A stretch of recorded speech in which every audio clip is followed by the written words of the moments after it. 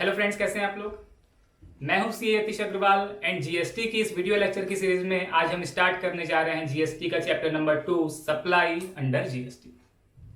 Friends, जैसा कि मैं अपने हर एक वीडियो में बताता हूं, ये जो वीडियो लेक्चर की सीरीज है ये सीए फाइनल स्टूडेंट्स के लिए है। बट अगर आप सीएमए कर रहे हो या सीएस कर रहे हो तो भी आप लोगों के लिए वीडियो लेक्चर्स बहुत ज्यादा हेल्पफुल होंगे। फ्रेंड्स, ये जो वीडियो लेक्चर की सीरीज है ये आपके मई 2021 अटेम्प्ट के लिए है एंड नवंबर 2021 अटेम्प्ट के लिए है। साथ में आपका जो इंस्टीट्यूट का स्टेशनरी अपडेट्स आएगा उसका एक मैं सेपरेट वीडियो यहाँ पे बना के डालूंगा, तो वो भी आपको साथ में देखना होगा। तो फ्रेंड्स, यहाँ पे स्टार्ट करते हैं। आज हम जीएसटी का chapter number 2 supply under GST. इस चैप्टर में हम पढ़ेंगे सेक्शन 7 एंड सेक्शन 8 और ये दोनों ही सेक्शन सीजीएसटी एक्ट के होंगे। फ्रेंड्स, मैं आपको बता दूं कि जब भी मैं यहाँ पे सेक्शंस की बात करूंगा, देखिए हमको यहाँ पे जो पढ़ना है, हमारे जो सिलेबस में कवर है वो आपको एक तो सीजीएसटी एक्ट पढ़ना है और आईजीएसटी एक्ट पढ़ना है। आपको एसजीएसटी एक्ट्स नहीं पढ़ने हैं क्योंकि एसजीएसटी एक्ट भी क्या है, same to same CGST act जैसा ही है। इसलिए इंस्टीट्यूट ने आपके सिलेबस में एसजीएसटी एक्ट को एंड यूटीजीएसटी एक्ट को कवर नहीं किया है। तो आपको सिर्फ पढ़ना क्या है, सीजीएसटी एक्ट पढ़ना है एंड आईजीएसटी एक्ट पढ़ना है। फ्रेंड्स, जब भी मैं यहाँ पे सेक्शन की बात करूंगा तो आपको ये अज्यूम करके चलना है कि मैं सीजीएसटी एक्ट के सेक्शन के बारे में बात कर रहा हूं, और जब मैं आईजीएसटी एक्ट के सेक्शन की बात करूंगा तो मैं आपको स्पेसिफिकली वहां पे बोल दूंगा कि मैं आईजीएसटी एक्ट के सेक्शन की बात कर रहा हूं। तो इन जनरल जब भी मैं सेक्शन की बात करूं तो आपको ये अज्यूम करके चलना है कि मैं सीजीएसटी एक्ट के सेक्शंस की बात कर रहा हूं। तो ये जो चैप्टर है सप्लाई अंडर जीएसटी, इसमें हम दो सेक्शन पढ़ेंगे, सेक्शन 7 एंड सेक्शन 8। सेक्शन 7 में क्या कवर करता है फ्रेंड्स? सेक्शन 7 में आपको बताया जाएगा कि कौन कौन सी कंडीशंस फुलफिल होने पे आप जो एक्टिविटी और ट्रांजैक्शन कर रहे हो वो जीएसटी में सप्लाई बोली जाएगी। मींस वहां पे क्या है, कंडीशंस दे दी गई हैं कुछ कुछ, और अगर आपकी एक्टिविटी और ट्रांजैक्शन जो आप करते हैं अगर वो सारी कंडीशंस फुलफिल करते हैं आप, तो फिर वो एक्टिविटी और ट्रांजैक्शन आपकी जीएसटी में सप्लाई बोली जाएगी। सेक्शन 7 आपको ये भी बताएगा कि कौन कौन सी एक्टिविटी को सप्लाई में से एक्सक्लूड किया गया है जीएसटी में। जीएसटी में कौन कौन सी एक्टिविटीज को सप्लाई से एक्सक्लूड किया गया है ये भी कौन बताएगा आपको, ये भी सेक्शन 7 ही बताएगा। सेक्शन 7 में कुछ कुछ सब सेक्शन है, उसको कैसे डिजाइन किया गया हम डिटेल में देखेंगे। साथ में हम एक सेक्शन यहाँ पे और पढ़ेंगे इस चैप्टर में, सेक्शन 8, जो बताता है एक बहुत इंपॉर्टेंट टर्म यहाँ पे जीएसटी में यूज होता है, composite supply and mix supply. तो composite supply and mix supply हम देखेंगे सेक्शन 8 में। इस चैप्टर की अगर मैं बात करूं, कवरेज की अगर मैं बात करूं, तो सेक्शन 7 जो है एक बहुत बड़ा पोर्शन इस चैप्टर का कवर कर लेता है और सेक्शन 8 एक छोटा सा पोर्शन यहाँ पे कवर करता है। तो ये दो सेक्शन मिला के ये पूरा चैप्टर यहाँ पे हमारा कंप्लीट होता है। फ्रेंड्स, ये जो सेक्शन 7 है, मैं आपको बता दूं इसको कैसे डिजाइन किया गया है। तो यहां पे अगर आप देखेंगे तो इसमें टोटल 4 सब सेक्शन है। सेक्शन 7 के टोटल 4 सब सेक्शन है। मैं आपको इसको ड्रॉ करके बताता हूं।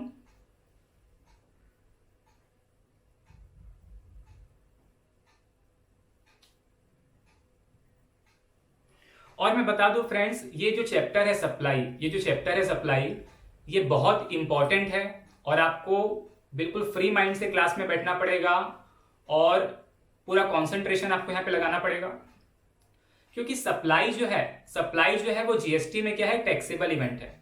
देखिए फ्रेंड्स, हर एक टैक्स लॉ में उनका अपना अपना क्या होता है, एक एक टैक्सेबल इवेंट होता है। जैसे हम बात करें सेल्स टैक्स की, तो सेल्स टैक्स में टैक्सेबल इवेंट क्या था, सेल ऑफ गुड्स। अगर आप कोई सामान वहां पे बेचते थे तो फिर आपका सेल्स टैक्स का टैक्सेबल इवेंट क्लिक हो जाता था और आपकी सेल्स टैक्स की लायबिलिटी अराइज होती थी। वैसे ही सर्विस टैक्स में टैक्सेबल इवेंट क्या था, प्रोविजन ऑफ सर्विस प्रोवाइडेड। अगर कोई सर्विस प्रोवाइड की जाती थी तो फिर वहां पे सर्विस टैक्स का टैक्सेबल इवेंट क्लिक हो जाता था। वैसे ही अगर आप कुछ मैन्युफैक्चरिंग करते थे, प्रोडक्शन करते थे, तो एक्साइज में टैक्सेबल इवेंट क्या था, मैन्युफैक्चरिंग और प्रोडक्शन ऑफ गुड्स। तो जैसे ही आप मैन्युफैक्चरिंग करते थे, प्रोडक्शन करते थे, एक्साइज का टैक्सेबल इवेंट क्लिक हो जाता था। वैसे ही जीएसटी लगाने के लिए यहाँ पे टैक्सेबल इवेंट यहाँ पे क्या रखा गया है फ्रेंड्स, सप्लाई। जीएसटी में टैक्सेबल इवेंट क्या है फ्रेंड्स? सप्लाई। तो सप्लाई अपने आप में बहुत इंपॉर्टेंट टर्म है। सप्लाई अपने आप में बहुत इंपॉर्टेंट टर्म है। यहां पे हम बात क्या करेंगे कि कौन कौन सी कंडीशंस फुलफिल होने में आपकी एक्टिविटी और ट्रांजैक्शन को जीएसटी में सप्लाई बोला जाएगा, और कौन कौन सी एक्टिविटीज एंड ट्रांजैक्शन को जीएसटी में सप्लाई नहीं बोला जाएगा, ये हम देखेंगे। अब मैं आपको एक चीज और क्लियर कर देता हूं, आप अपने माइंड में ये चीज बैठा लें कि हम अभी जो बात कर रहे हैं वो सिर्फ ये बात कर रहे हैं कि आपकी एक्टिविटी जीएसटी में सप्लाई कब बोली जाएगी एंड कौन कौन सी एक्टिविटी जीएसटी में सप्लाई नहीं बोली जाएगी। यहां पे हम टैक्स जीएसटी में किसी भी सप्लाई में जीएसटी लगेगा कि नहीं लगेगा, हम वो बात अभी नहीं कर रहे हैं। हम वो बात अभी नहीं कर रहे हैं कि आपकी जो एक्टिविटी है, ट्रांजैक्शन है, उसमें जीएसटी लगेगा कि नहीं लगेगा, हम ये बात अभी नहीं कर रहे हैं। हम सिर्फ ये बात कर रहे हैं कि आपकी एक्टिविटी और ट्रांजैक्शन जीएसटी में कब सप्लाई बोली जाएगी और कौन कौन सी एक्टिविटी जीएसटी में सप्लाई नहीं बोली जाएगी। अब देखिए दोनों में डिफरेंस क्या है। तो अगर आपकी एक्टिविटी और ट्रांजैक्शन जीएसटी में सप्लाई बोली जाती है तो क्या उसमें जीएसटी लग जाएगा? नहीं।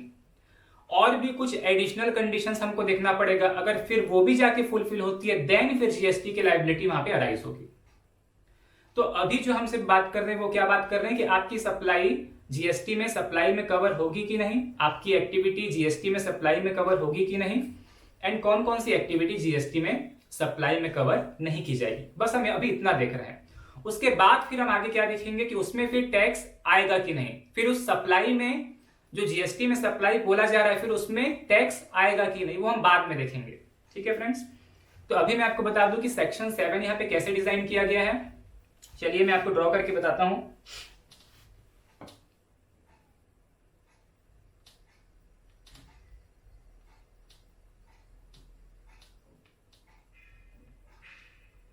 Section 7 of CGST act.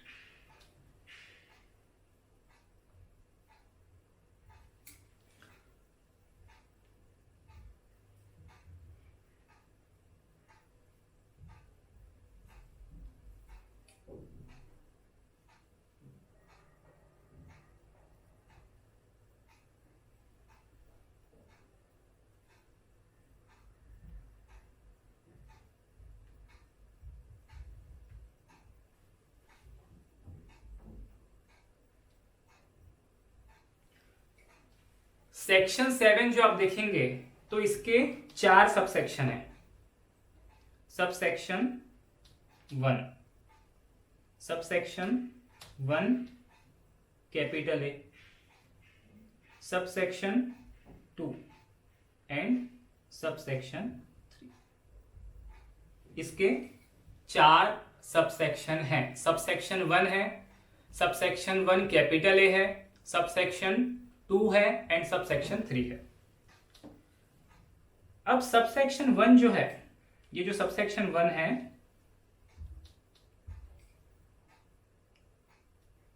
इसमें 3 क्लॉज है। इसमें 3 क्लॉज हैं। Clause A, clause B and clause C.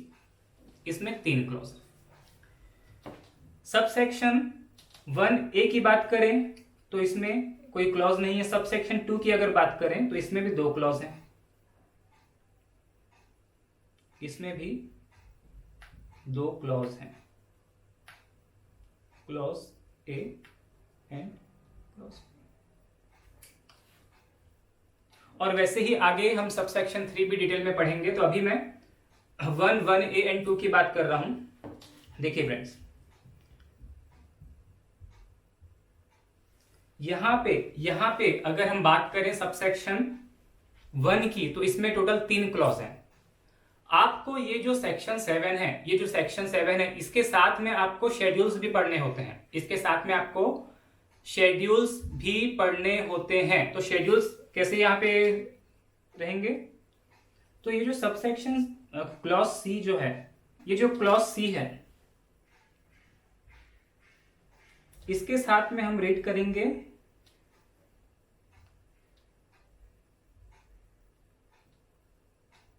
Schedule 1, इसके साथ हम रीड करेंगे शेड्यूल 1। देन ये जो क्लॉज 1A है इसके साथ हम रीड करेंगे शेड्यूल 2, एंड ये जो क्लॉज 2A है इसके साथ हम रीड करेंगे शेड्यूल 3, इसके साथ हम रीड करेंगे शेड्यूल 3। अब देखिए फ्रेंड्स, इसको कैसे डिजाइन किया गया है। जो क्लॉज 1 है इसमें क्या बताया है, क्लॉज 1 में क्या बताया है कि कौन कौन सी कंडीशंस फुलफिल करने पे आपकी एक्टिविटी और ट्रांजैक्शन जीएसटी में सप्लाई बोली जाएगी। ये कहां बताया है, सबसेक्शन 1 में, सबसेक्शन 1 में, सेक्शन 7 के सबसेक्शन 1 में क्या बताया है कि कौन कौन सी कंडीशंस फुलफिल होने पे आपकी एक्टिविटी और ट्रांजैक्शन जीएसटी में क्या बोली जाएगी, सप्लाई बोली जाएगी। देन यहां पे अगर आप देखेंगे तो सबसेक्शन 1A जो है, सबसेक्शन 1A कैपिटल ए, इसमें क्या बताया है कि अगर आपकी एक्टिविटी और ट्रांजैक्शन जीएसटी में सप्लाई बोली जाती है एज पर सबसेक्शन 1, मींस आपकी जो एक्टिविटी है और ट्रांजैक्शन जो है वो एज पर सबसेक्शन 1 की जो कंडीशन है अगर वो फुलफिल करती है, मींस वो जीएसटी में सप्लाई बोली जाती है, तो फिर वो सप्लाई ऑफ गुड्स बोली जाएगी या सप्लाई ऑफ सर्विस बोली जाएगी। ये कौन बताएगा, 1A। अब मैं बता दूं ये जो 1A है, ये जो 1 कैपिटल A है, इसमें क्या बताया जाता है कि आपकी एक्टिविटी जो है, ट्रांजैक्शन जो है वो आइदर सप्लाई ऑफ गुड्स मानेंगे हम कि सप्लाई ऑफ हम सर्विस मानेंगे। ऐसा क्यों फ्रेंड्स, क्योंकि अर्लियर लॉस की अगर मैं बात करूं, जीएसटी की अगर मैं पहले की बात करूं, तो वहां पे बहुत सारे कंफ्यूजन्स थे किसी एक्टिविटीज के बारे में, और बहुत जगह कुछ एक्टिविटीज को गुड्स भी माना जाता था और सर्विस भी माना जाता था, और दोनों टैक्स उसमें लगते थे। जैसा कि मैंने आपको बताया था सॉफ्टवेयर के बारे में, सॉफ्टवेयर को यहाँ पे स्टेट गवर्नमेंट क्या बोलती थी कि हम इसको गुड्स मानेंगे, क्योंकि गुड्स मानते तो उसमें क्या लगता, वैट लगता, सेल्स टैक्स लगता, जो कि स्टेट गवर्नमेंट को मिलता। और सेंट्रल गवर्नमेंट क्या बोलती थी कि हम सॉफ्टवेयर को गुड्स नहीं मानेंगे, हम क्या मानेंगे, सर्विस मानेंगे, क्योंकि अगर सर्विस मानेंगे तो कौन सा टैक्स लगेगा उसमें, सर्विस टैक्स, और उसका रिवेन्यू किसको मिलेगा, सेंट्रल गवर्नमेंट को। तो ये सारी कंफ्यूजन्स को, ये सारे डिस्प्यूट को दूर करने के लिए जीएसटी में यहाँ पे ऐसी जो एक्टिविटीज है जिसमें कंफ्यूजन था, ऐसी जो एक्टिविटीज है जिसमें कंफ्यूजन था, सिर्फ उसी को यहाँ पे रखा गया है, सिर्फ उसी को 1 कैपिटल A में रखा गया है। और क्या बोला गया है कि इस एक्टिविटी को जीएसटी में या तो सप्लाई ऑफ गुड्स माना जाएगा या सप्लाई ऑफ सर्विस माना जाएगा। यहाँ बता दिया है क्लियरली कि हम इसको गुड्स मानेंगे कि सर्विस मानेंगे। दोनों नहीं मानेंगे, जीएसटी में किसी भी एक्टिविटी को दोनों नहीं बोला जाएगा, मींस सप्लाई ऑफ गुड्स भी एंड सप्लाई ऑफ सर्विस भी, दोनों यहाँ पे नहीं बोला जाएगा। तो 1 कैपिटल A में क्या रखा गया है, शेड्यूल 2 है इसमें, एंड शेड्यूल 2 में यहाँ पे क्लियर कर दिया गया है कि इस पर्टिकुलर एक्टिविटी को गुड्स बोला जाएगा, इस पर्टिकुलर एक्टिविटी को सर्विस, सप्लाई ऑफ सर्विस यहाँ पे बोला जाएगा। यहाँ पे कौन सी एक्टिविटीज है फ्रेंड जिसमें कंफ्यूजन था, सारी चीजें यहाँ पे कवर नहीं है। अगर सारी चीजें कवर करने जाएंगे तो बहुत लंबी एक लिस्ट बन जाएगी, और सारी चीजें कवर करने की जरूरत भी नहीं है। बहुत सारी चीजें तो हमको पता है कि ये सर्विस ही है या फिर ये गुड्स ही है, जिसमें कंफ्यूजन था सिर्फ उसको 1 कैपिटल A में रखा गया है। देन हम बात करते हैं सब सेक्शन 2 की। तो इसमें क्या रखा गया है, इसमें कुछ एक्टिविटीज रखी गई हैं, कुछ एक्टिविटीज रखी गई हैं जिनको जीएसटी में सप्लाई नहीं बोलना चाहती गवर्नमेंट नहीं चाहती कि उसको जीएसटी में सप्लाई बोला जाए, उसमें जीएसटी आए, गवर्नमेंट नहीं चाहती। इसीलिए उन सारी एक्टिविटीज को, कुछ एक्टिविटीज को, इवन दो वो सप्लाई की सारी कंडीशंस फुलफिल कर रही हैं, इवन दो वो एज पर सबसेक्शन 1, 7 का सबसेक्शन 1 में जो कंडीशंस है वो सारी फुलफिल कर रही हैं, वो सप्लाई बोली जा रही है जीएसटी में, बट फिर भी उनको जीएसटी में सप्लाई में नहीं रखना है उन एक्टिविटीज को। इसीलिए यहाँ पे सबसेक्शन 2 क्लॉज A में एक शेड्यूल इंसर्ट किया गया है, शेड्यूल 3।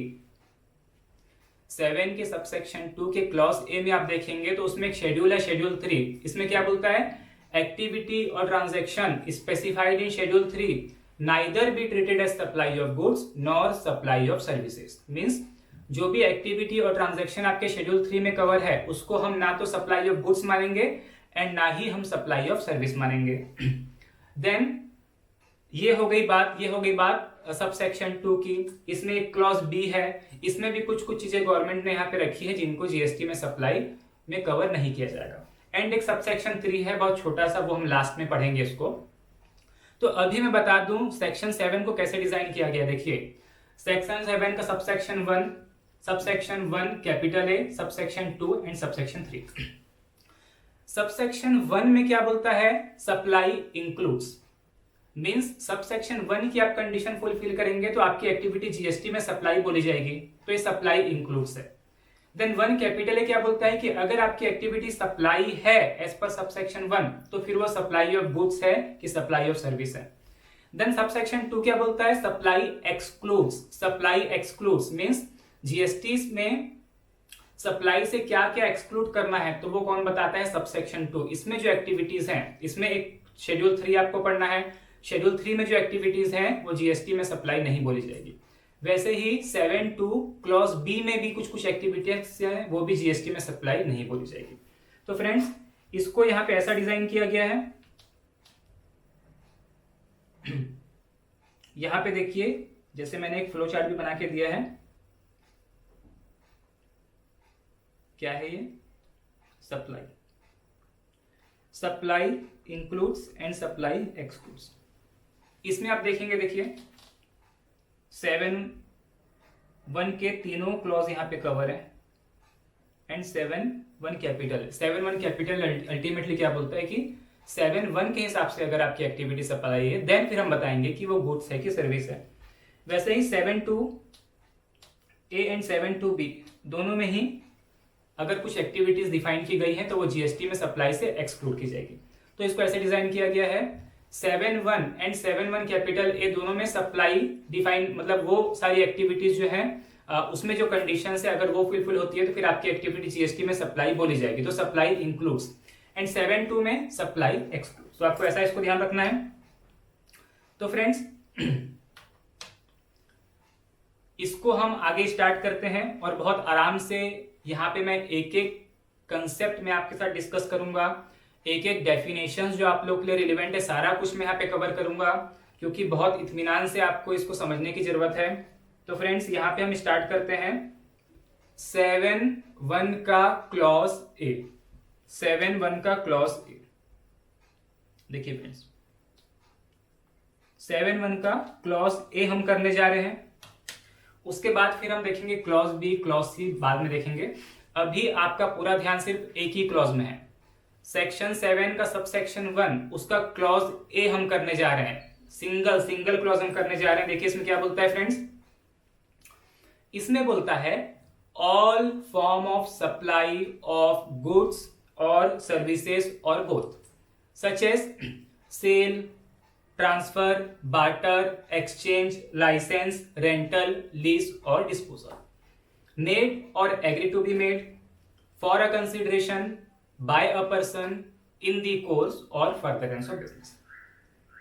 देखिए फ्रेंड्स इसको आप 2-3 बार रीड करोगे तो आपको एकदम क्लियर हो जाएगा इसमें क्या बोलना चाह रहा है। यहां पे क्या बोलता है कि आपकी एक्टिविटी जो आप कर रहे हो, आप जो ट्रांजैक्शन कर रहे हो वो जीएसटी में हम सप्लाई कब बोलेंगे, वो जीएसटी में सप्लाई कब बोली जाएगी।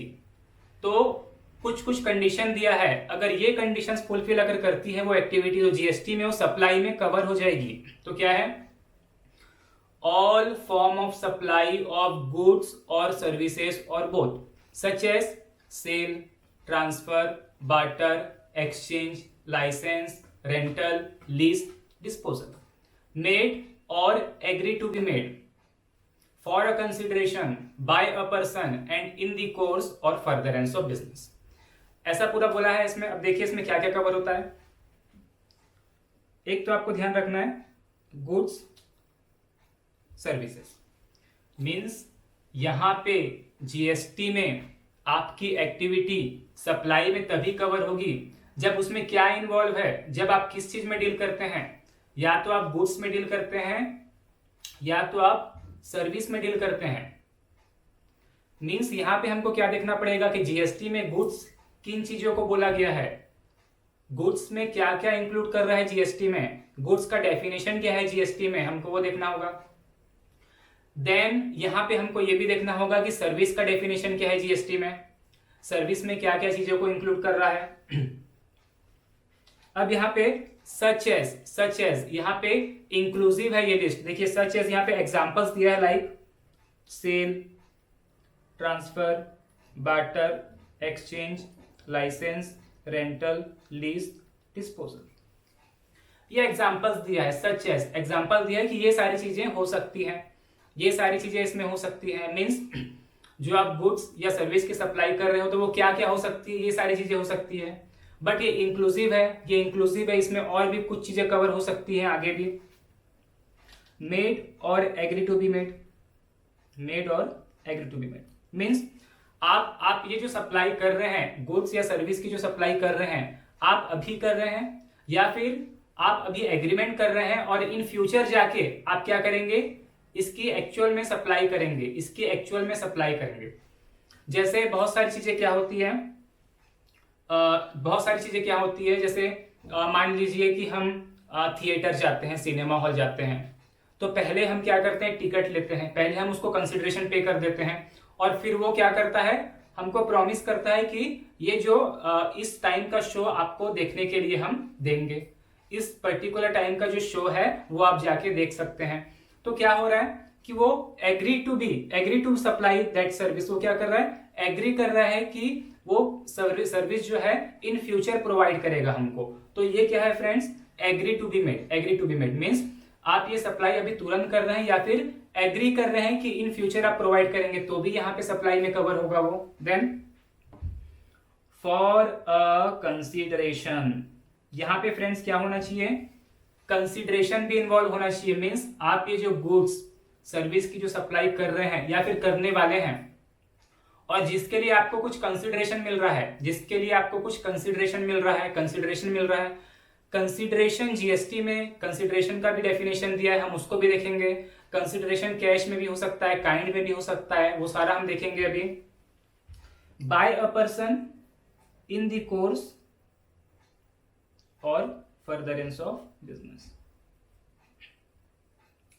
इन द कोर्स और furtherance of business, by a person in the course और फर्दरेंस ऑफ बिजनेस मीन्स ये जो एक्टिविटी और ट्रांजैक्शन है ये आपके in the course of business में होना चाहिए, in the course of business में होना चाहिए, तभी जाके फिर वो जीएसटी में सप्लाई बोली जाएगी। तो हम ये भी देखेंगे कि बिजनेस किसको बोला गया है, जीएसटी में बिजनेस का डेफिनेशन क्या है, बिजनेस में क्या क्या इंक्लूड करता है। तो देखिए फ्रेंड्स, एकदम डिटेल में हम पढ़ेंगे और हर एक चीज में आपको एकदम क्लियर करके दूंगा, बस आपका कॉन्सेंट्रेशन यहाँ पे मेरे को चाहिए। तो देखिए यहाँ पे क्या बोलता है, 7(1) क्लॉज ए, हम क्या पढ़ रहे हैं, 7 का सबसेक्शन 1 उसका क्लॉज ए क्या बोलता है, all form of supply of goods or service or both means आप जो सप्लाई कर रहे हैं वो क्या है, आइदर उसमें गुड्स इन्वॉल्व होना चाहिए या सर्विस इन्वॉल्व होना चाहिए।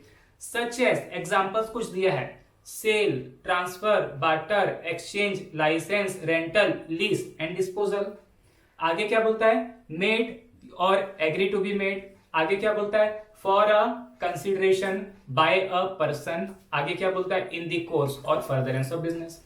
ये कंडीशंस अगर फुलफिल करती है आपकी एक्टिविटी, आप जो एक्टिविटी और ट्रांजैक्शन कर रहे हैं अगर वो ये सारी कंडीशंस फुलफिल करती है तो ही आपकी एक्टिविटी जीएसटी में सप्लाई बोली जाएगी, तो ही आपकी एक्टिविटी जीएसटी में सप्लाई बोली जाएगी। इसमें क्या कंडीशन है, पहली condition either goods or service involve होना चाहिए। सेकंड कंडीशन क्या है, फॉर अ कंसिडरेशन होना चाहिए। एंड थर्ड कंडीशन क्या है, इन द कोर्स और फर्दरेंस ऑफ बिजनेस होना चाहिए। मीन्स हमको क्या देखना पड़ेगा, जीएसटी में गुड्स का डेफिनेशन क्या है, सर्विस का डेफिनेशन क्या है, जीएसटी में कंसिडरेशन का डेफिनेशन क्या है, जीएसटी में बिजनेस का डेफिनेशन क्या है, ये चार हमको यहां पे देखना होगा। तो फ्रेंड्स, आपकी एक्टिविटी और ट्रांजैक्शन जीएसटी में सप्लाई कब बोली जाएगी, जब उसमें वो सप्लाई ऑफ गुड्स होगी या सर्विस होगी। देन क्या होगा, मेड और agree to be made. Then for a consideration, जिसमें कुछ कंसिडरेशन भी आपको मिल रहा है, और वो एक्टिविटी और ट्रांजैक्शन आप क्या कर रहे हो, in the course of business कर रहे हैं। अब इसमें जो कंडीशंस है जैसे goods and service, then consideration and in the course of business. तो यहाँ पे ये जो कंडीशंस है, जीएसटी में सप्लाई, आपकी एक्टिविटी जीएसटी में सप्लाई में कवर होने के लिए कंडीशंस फुलफिल करना कंपलसरी है। ये कंडीशंस फुलफिल करना कंपलसरी है, इसमें कोई रिलैक्सेशन नहीं है। बट जब हम clause B and clause C पढ़ेंगे, अभी हम क्लॉज ए पढ़ रहे हैं, जब हम clause B and clause C पढ़ेंगे, 7 का सबसेक्शन 1 का clause B and clause C पढ़ेंगे, तो ये जो कंडीशंस है इसके कुछ एक्सेप्शंस भी यहाँ पे हम देखेंगे।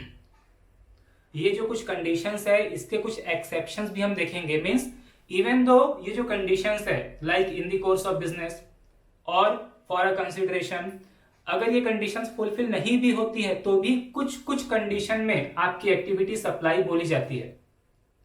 ये कंडीशन फुलफिल नहीं भी होती है फिर भी कुछ कंडीशंस में, कुछ सिचुएशन में, कुछ सर्कमस्टेंसेस में और कुछ एक्टिविटीज आपकी जीएसटी में सप्लाई बोली जाएगी। तो वो हम कहां देखेंगे, clause B and clause C में। अगर हम क्लॉज ए की बात करें तो आपको ये बिल्कुल माइंड में सेट करके रखना है कि ये सारी कंडीशन फुलफिल होनी चाहिए आपकी एक्टिविटी को जीएसटी में सप्लाई में कवर होने के लिए। तो क्या कंडीशन है, either goods or service made और agree to be made for a consideration in the course और फर्दरेंस ऑफ बिजनेस। तो ये मेन 3 कंडीशन है, आपको ध्यान रखना है। और जीएसटी में इन जनरल आपकी एक्टिविटी सप्लाई में कवर होने के लिए ये सारी कंडीशंस फुलफिल करना कंपलसरी है। तो फ्रेंड्स हम देखते हैं यहाँ पे गुड्स की डेफिनेशन क्या है जीएसटी में एंड सर्विस की डेफिनेशन क्या है जीएसटी में।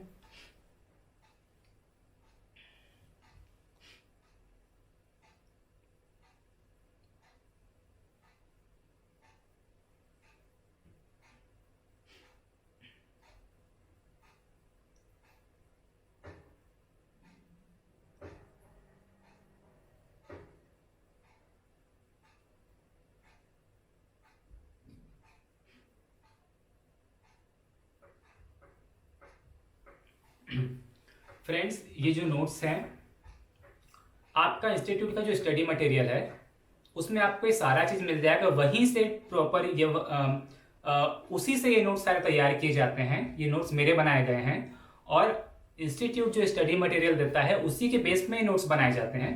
बस दोनों में डिफरेंस ये होता है कि ये जो हमारे नोट्स हैं इसको हम थोड़ा इजी वे में, थोड़ा समराइज फॉर्म में इसको तैयार करते हैं और ऐसा तैयार करते हैं कि स्टूडेंट को बहुत अच्छे से समझ आए सारे जो भी लॉज हैं। तो आपके पास ये नोट्स नहीं है तो आप क्या कर सकते हैं, आपके इंस्टीट्यूट का जो स्टडी मटेरियल है आप उसको रेफर करें, आपको वहां पे सारी चीजें मिल जाएगी। तो हम देखते हैं गुड्स। गुड्स का डेफिनेशन क्या है, देखिए फ्रेंड्स यहाँ पे क्या बोलता है, गुड्स क्या बोलता है, देखिए goods means every kind of movable property, every kind of what, movable property.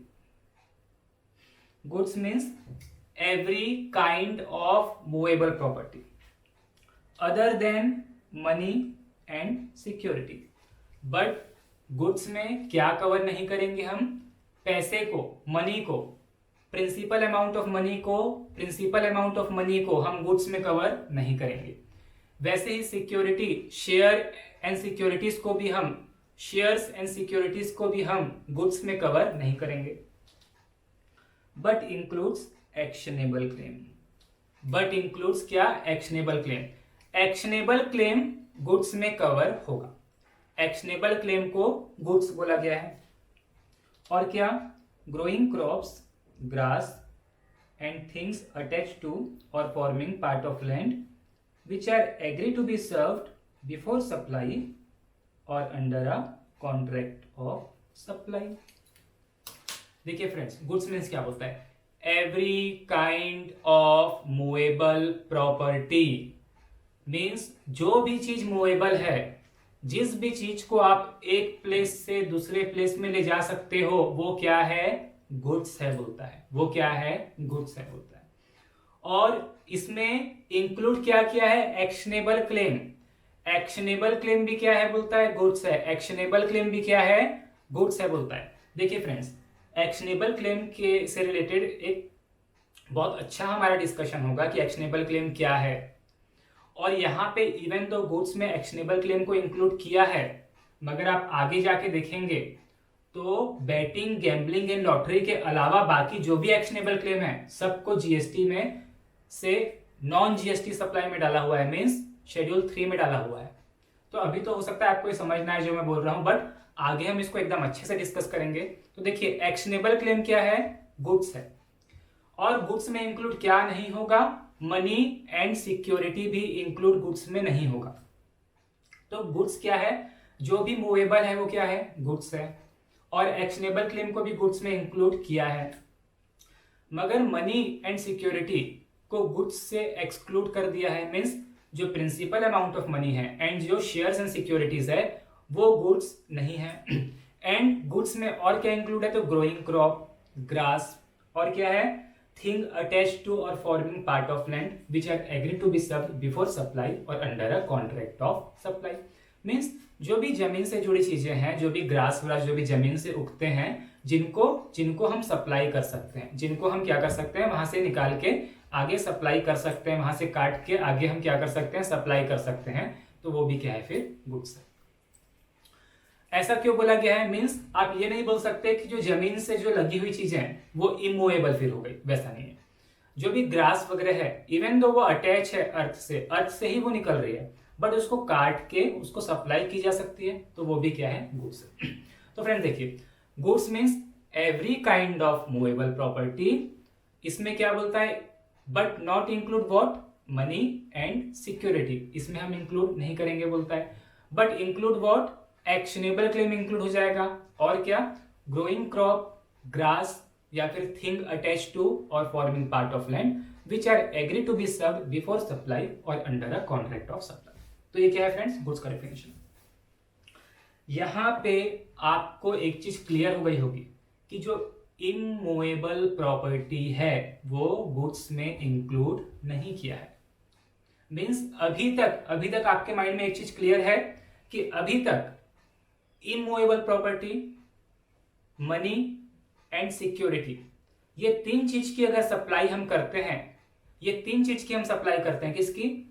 Immovable property, money and security. अगर हम ये तीन चीज की सप्लाई करते हैं तो उसको जीएसटी में सप्लाई में कवर नहीं करेंगे। ये अभी तक की बात कर रहा हूं मैं, आगे हम जब पढ़ेंगे तो हो सकता है हमारा व्यू चेंज हो जाए, बट अभी तक की मैं क्या बात कर रहा हूं कि अगर इमूवेबल प्रॉपर्टी की सप्लाई होती है, money, principal amount of money अगर किसी को दी जाती है, सप्लाई होती है, शेयर्स वगैरह जो बेचते हैं, तो उसमें उनकी अगर सप्लाई हो भी रही है तो भी जीएसटी में उसको सप्लाई में इंक्लूड नहीं किया जाएगा। जीएसटी में फिर वो सप्लाई में इंक्लूड नहीं होगा, क्योंकि जीएसटी में आपकी एक्टिविटी और ट्रांजैक्शन सप्लाई में तभी कवर होगी जब उसमें आइदर गुड्स इन्वॉल्व हो या सर्विस इन्वॉल्व हो। तो गुड्स में तो कवर नहीं हो रहा है। क्या कवर नहीं हो रहा है? आपका immovable property, money and security. अब आगे देखते हैं सर्विस मीन्स क्या। देखिए, बहुत अच्छा डेफिनेशन है और बहुत जल्दी आपको याद हो जाएगा ये क्या है। Service means anything other than goods. Goods के अलावा जो भी बचा वो क्या है? सर्विस है बोलता है। देखते हैं आगे।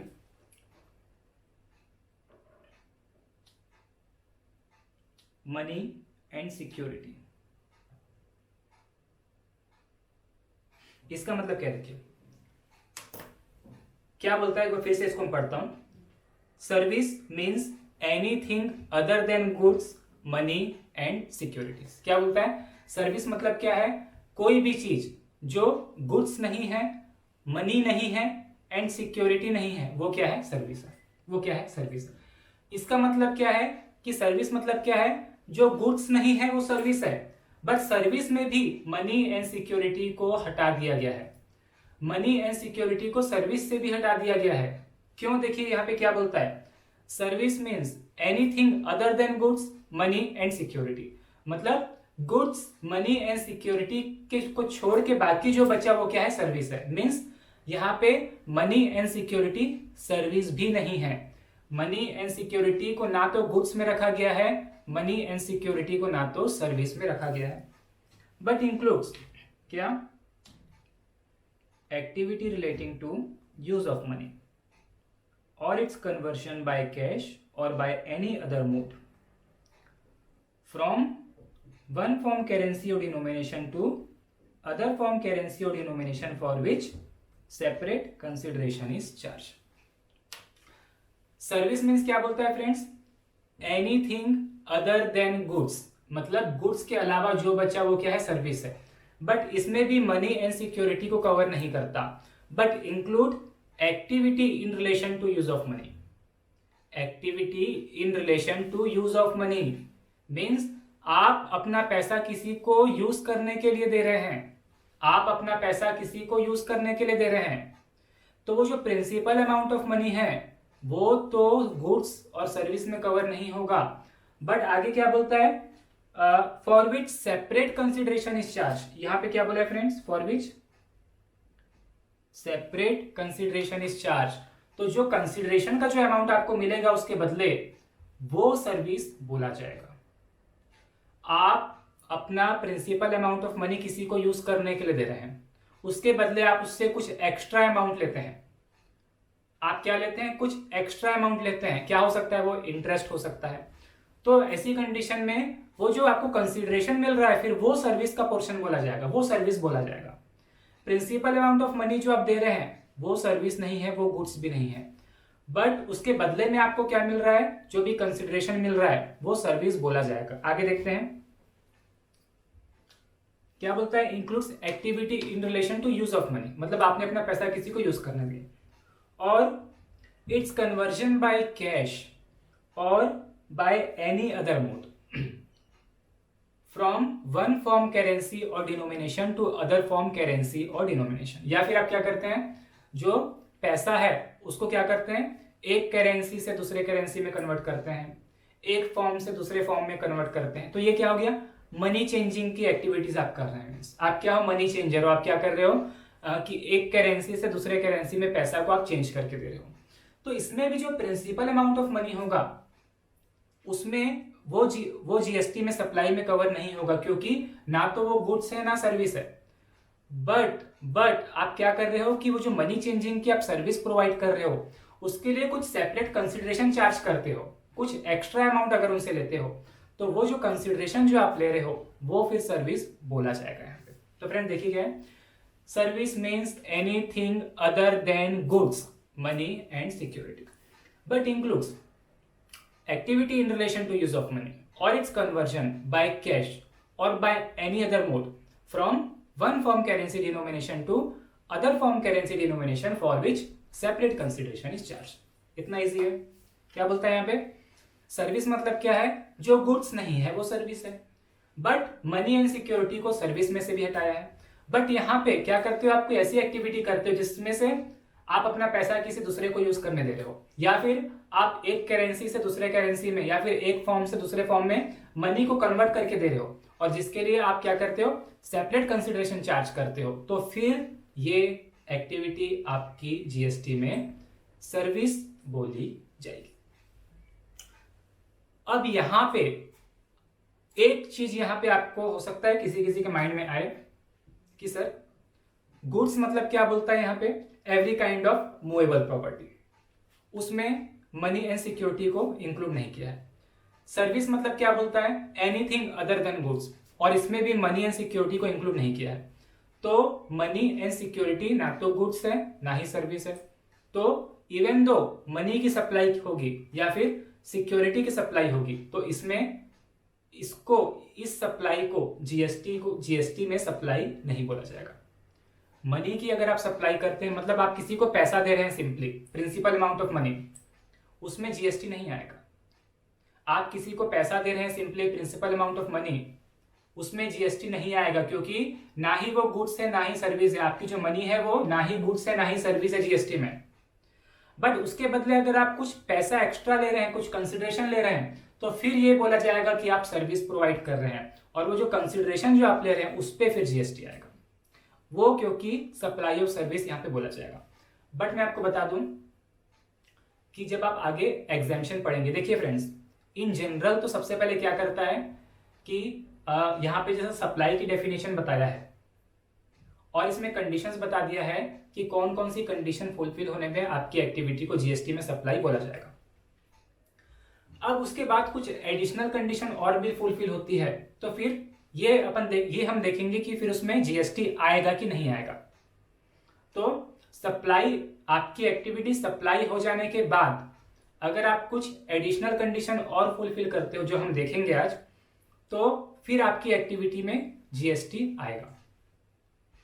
बट बहुत सारी ऐसी चीजें होती हैं जो कि एसेंशियल होती हैं, जो कि जरूरी होती हैं, जिनमें गवर्नमेंट जीएसटी यहाँ पे नहीं लगा सकता, जिनमें गवर्नमेंट यहाँ पे टैक्स नहीं लगा सकता। बहुत सारी चीजें ऐसी होती हैं। तो इन जनरल अगर किसी एक्टिविटी, कोई अगर एक्टिविटी है वो सप्लाई में कवर हो भी रही है और उसमें टैक्स लायबिलिटी भी अगर अराइज हो रही है किसी और भी एडिशनल कंडीशन फुलफिल हो जाने से, तो भी आप देखेंगे आगे हम पढ़ेंगे एग्जेम्पशंस। बहुत सारी एक्टिविटी को जीएसटी में एग्जेम्पशन में कवर किया गया है, एग्जेम्पशन में कवर किया गया है।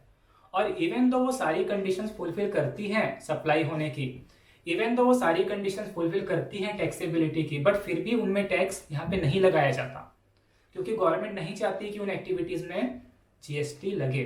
इसीलिए बहुत सारी एक्टिविटी को एग्जेम्पशन में कवर किया गया है। हम आगे पढ़ेंगे दूसरे चैप्टर में, एग्जेम्पशन का पूरा एक चैप्टर है। वैसे ही बहुत सारी एक्टिविटी को गवर्नमेंट सप्लाई में ही कवर नहीं करना चाहती, तो उसको शेड्यूल 3 में कवर किया गया है।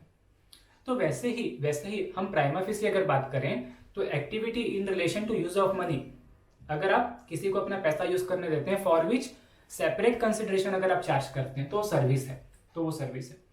बट यहाँ पे एक एक्टिविटी है, जब आप एग्जेम्पशन में पढ़ेंगे तो उसमें क्या बोलता है कि अगर आप किसी को पैसा यूज करने दे रहे हैं जिसमें आपको कंसिडरेशन क्या मिलता है, आइदर इंटरेस्ट और डिस्काउंट मिलता है, आइदर इंटरेस्ट और discount, consideration in the form of interest और डिस्काउंट मिलता है, तो फिर हम उस इंटरेस्ट और डिस्काउंट में जीएसटी नहीं लगाएंगे, उसको गवर्नमेंट ने एग्जेम्पशन में रखा है। तो वो बात का हमारा टॉपिक रहेगा, बट फिर भी यहाँ पे ये चीज आ रही थी तो मैं आपको बता दिया। तो फ्रेंड्स यहाँ पे देखिए, सर्विस मीन्स क्या बोलता है, जो गुड्स नहीं है वो सर्विस है, और गुड्स एंड सर्विस दोनों में ही मनी एंड सिक्योरिटी को यहाँ से हटाया गया है। तो मैंने आपको बताया कि प्रिंसिपल अमाउंट ऑफ मनी की जो सप्लाई होगी उसमें तो जीएसटी आएगा नहीं। वैसे ही जब आप क्या करोगे, शेयर्स वगैरह बेचोगे तो वो जो शेयर का जो अमाउंट है, जो एक्चुअल जो अमाउंट ऑफ शेयर है उसमें जीएसटी नहीं आता। बट क्या बोलता है यहाँ पे, आगे क्या बोलता है कि जो शेयर एंड सिक्योरिटीज जो है वो ना तो गुड्स है ना सर्विस है। तो जब आप शेयर्स वगैरह बेचोगे तो जो अमाउंट ऑफ शेयर जो होता है उसमें जीएसटी नहीं आता। बट जैसे आप लोग अगर ट्रेडिंग वगैरह करते होगे शेयर में, या फिर जो भी अगर आप इन्वेस्टमेंट वगैरह भी करते होगे, तो आप देखते होगे कि जो आपको ब्रोकरेज चार्ज किया जाता है, वहां पे जो आपको ब्रोकरेज चार्ज किया जाता है उसके ऊपर जीएसटी लगता है।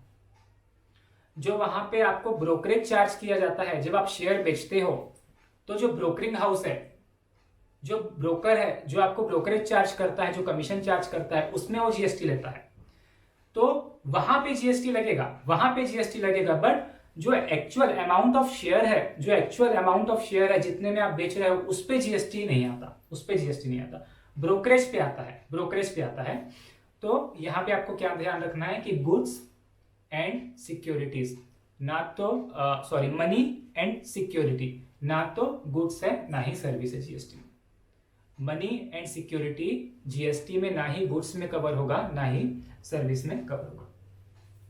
तो फ्रेंड्स यहाँ पे हमने देखा कि गुड्स एंड सर्विसेज। अब यहाँ पे हो सकता है आपके माइंड में एक चीज और आए।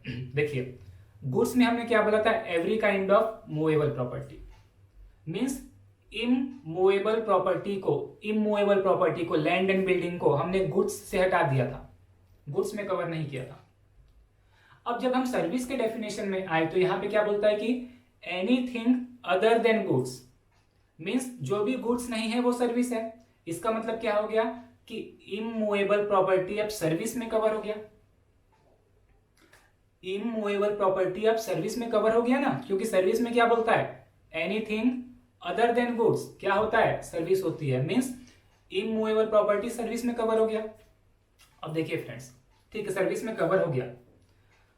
अब जो इमूवेबल प्रॉपर्टी होती है, जो ऑलरेडी कंस्ट्रक्टेड जो प्रॉपर्टी होती है, लैंड एंड बिल्डिंग, उसमें गवर्नमेंट को जीएसटी नहीं लगाना है। गवर्नमेंट नहीं चाहती कि उसमें जीएसटी है, उसमें स्टाम्प ड्यूटी लगता है। हमने पहले भी इसको देखा है चैप्टर 1 में, उसमें क्या लगता है, स्टाम्प ड्यूटी लगता है। तो इसीलिए गवर्नमेंट ने क्या कर दिया कि immovable property land and building को शेड्यूल 3 में रखा है, नॉन जीएसटी सप्लाई में। गवर्नमेंट ने immovable property land and building को शेड्यूल 3 में रखा है नॉन जीएसटी सप्लाई में, ताकि उसमें जीएसटी ना आए। सर्विस में तो वो कवर हो गया, बट उसमें जीएसटी नहीं लाना था, इसीलिए उसको नॉन जीएसटी सप्लाई में रखा गया है शेड्यूल 3 में। बट यहां पे मैंने एक चीज और आपको बताया था चैप्टर 1 में ही कि ऑलरेडी कंस्ट्रक्टेड प्रॉपर्टी में तो जीएसटी नहीं आएगा, बट जो अंडर कंस्ट्रक्शन है, जिसका अभी कंप्लीशन सर्टिफिकेट नहीं मिला है, अगर आप उसकी जाके बुकिंग करवा लेते हो before issuance of completion certificate. Completion certificate कौन देता है, वहां की लोकल अथॉरिटी देती है उस प्रोजेक्ट की। वो प्रोजेक्ट कंप्लीट हुआ है कि नहीं, कंप्लीट होने के बाद बिल्डर को एक कंप्लीशन सर्टिफिकेट देती है, कौन, वहां की लोकल अथॉरिटी। तो वो कंप्लीशन सर्टिफिकेट जब प्रोजेक्ट बिल्डर को मिला, उसके पहले ही अगर आपने प्रॉपर्टी को बुक करवा लिया था और अगर कुछ भी कंसिडरेशन पे कर दिया था, इवन 1 रुपीज भी आपने पे कर दिया था, तो फिर वहां पे जीएसटी आता है, क्योंकि उसको सप्लाई ऑफ सर्विस माना जाता है। वहां पे ये माना जाता है कि आप कंस्ट्रक्शन सर्विस ले रहे हैं, सामने वाला आपको कंस्ट्रक्शन सर्विस प्रोवाइड कर रहा है, तो वहां पे जीएसटी आता है। बट ऑलरेडी कंस्ट्रक्टेड प्रॉपर्टी है, अगर आप उसको बेच रहे हैं तो उसमें जीएसटी नहीं आएगा, वहां पे जीएसटी नहीं आएगा। तो फ्रेंड्स, ये हो गया गुड्स एंड सर्विस का डेफिनेशन। यहां पे सर्विस में एक और चीज आगे क्या बोलता है, the expression service includes facilitating और अरेंजिंग ट्रांजैक्शन इन सिक्योरिटी। देखिए फ्रेंड्स, फैसिलिटेटिंग और अरेंजिंग ट्रांजैक्शन इन सिक्योरिटी, अभी मैंने आपको बताया कि ब्रोकरेज में जीएसटी लगता है। ब्रोकर क्या करता है, सिक्योरिटी शेयर्स वगैरह का सेल परचेज जो है वो कौन मैनेज करता है, कौन अरेंज करके देता है, ब्रोकर क्या करता है, बायर को और सेलर को एक साथ मिलाता है, और क्या करता है कि अगर कोई बेच रहा है तो सामने वाला खरीदेगा, तो दोनों को मिला के क्या करता है, फिर अरेंज करता है transaction in security. Transaction in shares वगैरह अरेंज करता है कौन, ब्रोकर। तो वैसी कंडीशन में ये क्या बोला जाएगा, जो ब्रोकर जो एक्टिविटी कर रहा है वो क्या बोला जाएगा, सर्विस। क्योंकि यहाँ पे क्या बोलता है, सर्विस इंक्लूड्स फैसिलिटेटिंग और arranging transaction in security. Facilitating और अरेंजिंग ट्रांजैक्शन इन सिक्योरिटी, ये क्या है, सर्विस है। इसीलिए जो ब्रोकरेज होता है उसमें जीएसटी आता है, क्योंकि वो सर्विस है, क्योंकि वो क्या है, सर्विस है। जो ब्रोकर जो काम कर रहा है वो क्या है, सर्विस कर रहा है, सर्विस प्रोवाइड कर रहा है। ठीक है फ्रेंड्स, तो हमने देखा यहाँ पे गुड्स एंड सर्विस क्या है। तो 7(1)(a) में हमने देखा था 7 सबसेक्शन 1 का क्लॉज ए, 7(1)(a) में हमने देखा था, उसमें क्या बोला था कि आपकी एक्टिविटी और ट्रांजैक्शन अगर ये सारी कंडीशन फुलफिल करती है तो जीएसटी में वो सप्लाई बोली जाएगी।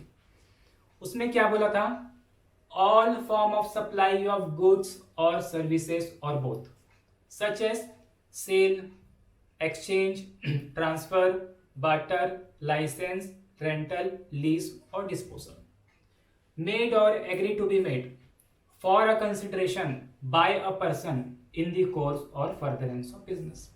तो हमने ये देख लिया कि गुड्स मतलब क्या है जीएसटी में एंड सर्विस मतलब क्या है जीएसटी में। अब हम देखेंगे आगे कि कंसिडरेशन मीन्स क्या है जीएसटी में, कंसिडरेशन। तो देखिए फ्रेंड्स, क्या बोलता है यहां पे, consideration in relation to supply of goods or services or both includes any payment made or to be made whether in money or otherwise। आगे monetary value of act or forbearance। ठीक है, एक एक चीज मैं आपको बताऊंगा इसमें आगे। in response to for inducement of supply of goods or services or both whether by recipient or by any other person but shall not include any subsidy given by central government or state government. आगे, however a deposit given in respect of supply of goods और services और both shall not be considered as payment made for such supply unless supplier apply such deposit as a consideration for said supply। बहुत छोटा सा definition है consideration का। देखने में आप लोग को लग रहा होगा थोड़ा बड़ा है, बट मैं आपको बता दूं बहुत इजी है और आपको एकदम ये याद हो जाएगा। क्या बोलता है देखो, any payment made or to be made whether in money or otherwise. चलिए मैं एक एक चीज आपको पढ़ता हूं और उसका एग्जांपल देता हूं। कोई भी पेमेंट जो यहां पे हो रहा है या फिर to be made in future होने वाला है, चाहे फिर वो मनी के फॉर्म में मिल रहा है या काइंड में मिल रहा है। जैसे मेरा एक कार का शोरूम है, एग्जांपल मैं ले रहा हूं, मेरा एक कार का शोरूम। आप वहां पे आते हैं, आपको एक कार परचेस करना है, आप वहां पे आते हैं और आपको एक पर्टिकुलर मॉडल पसंद आता है जो 50 लाख रुपीस का है। वो कार कितने की है? 50 लाख रुपीस की। आपको एक कार परचेस करना है, आप मेरे शोरूम में आते हैं और वो कार 50 लाख रुपीस की है।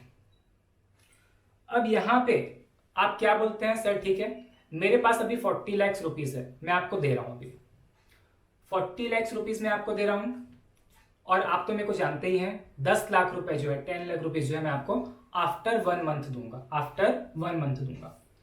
तो यहाँ पे जो मैं कार की जो सप्लाई कर रहा हूं, उसमें मेरे को जो कंसिडरेशन मिल रहा है 40 लाख, तो क्या हो गया, तुरंत मिल गया, और 10 लाख क्या हो गया, इन फ्यूचर मिलने वाला है। तो मेरे लिए जो कंसिडरेशन है वो 50 लाख होगा। 40 लाख प्लस 10 लाख, यहाँ पे क्या बोलता है, made or to be made, मतलब सामने वाला मेरे को जो पेमेंट कर दिया है या करने वाला है, दोनों ही मेरे कंसिडरेशन में इंक्लूड होगा। आगे, weather in money or otherwise. अब इसी में मैं थोड़ा एग्जांपल को और आगे बढ़ा के लेता हूं कि यहां पे अब आप क्या बोल रहे हैं, ठीक है सर 40 लाख मैं आपको अभी दे रहा हूं, 40 लाख मैं आपको अभी दे रहा हूं और बाकी का जो 10 लाख है उसके बदले में मैं आपको गोल्ड दे रहा हूं।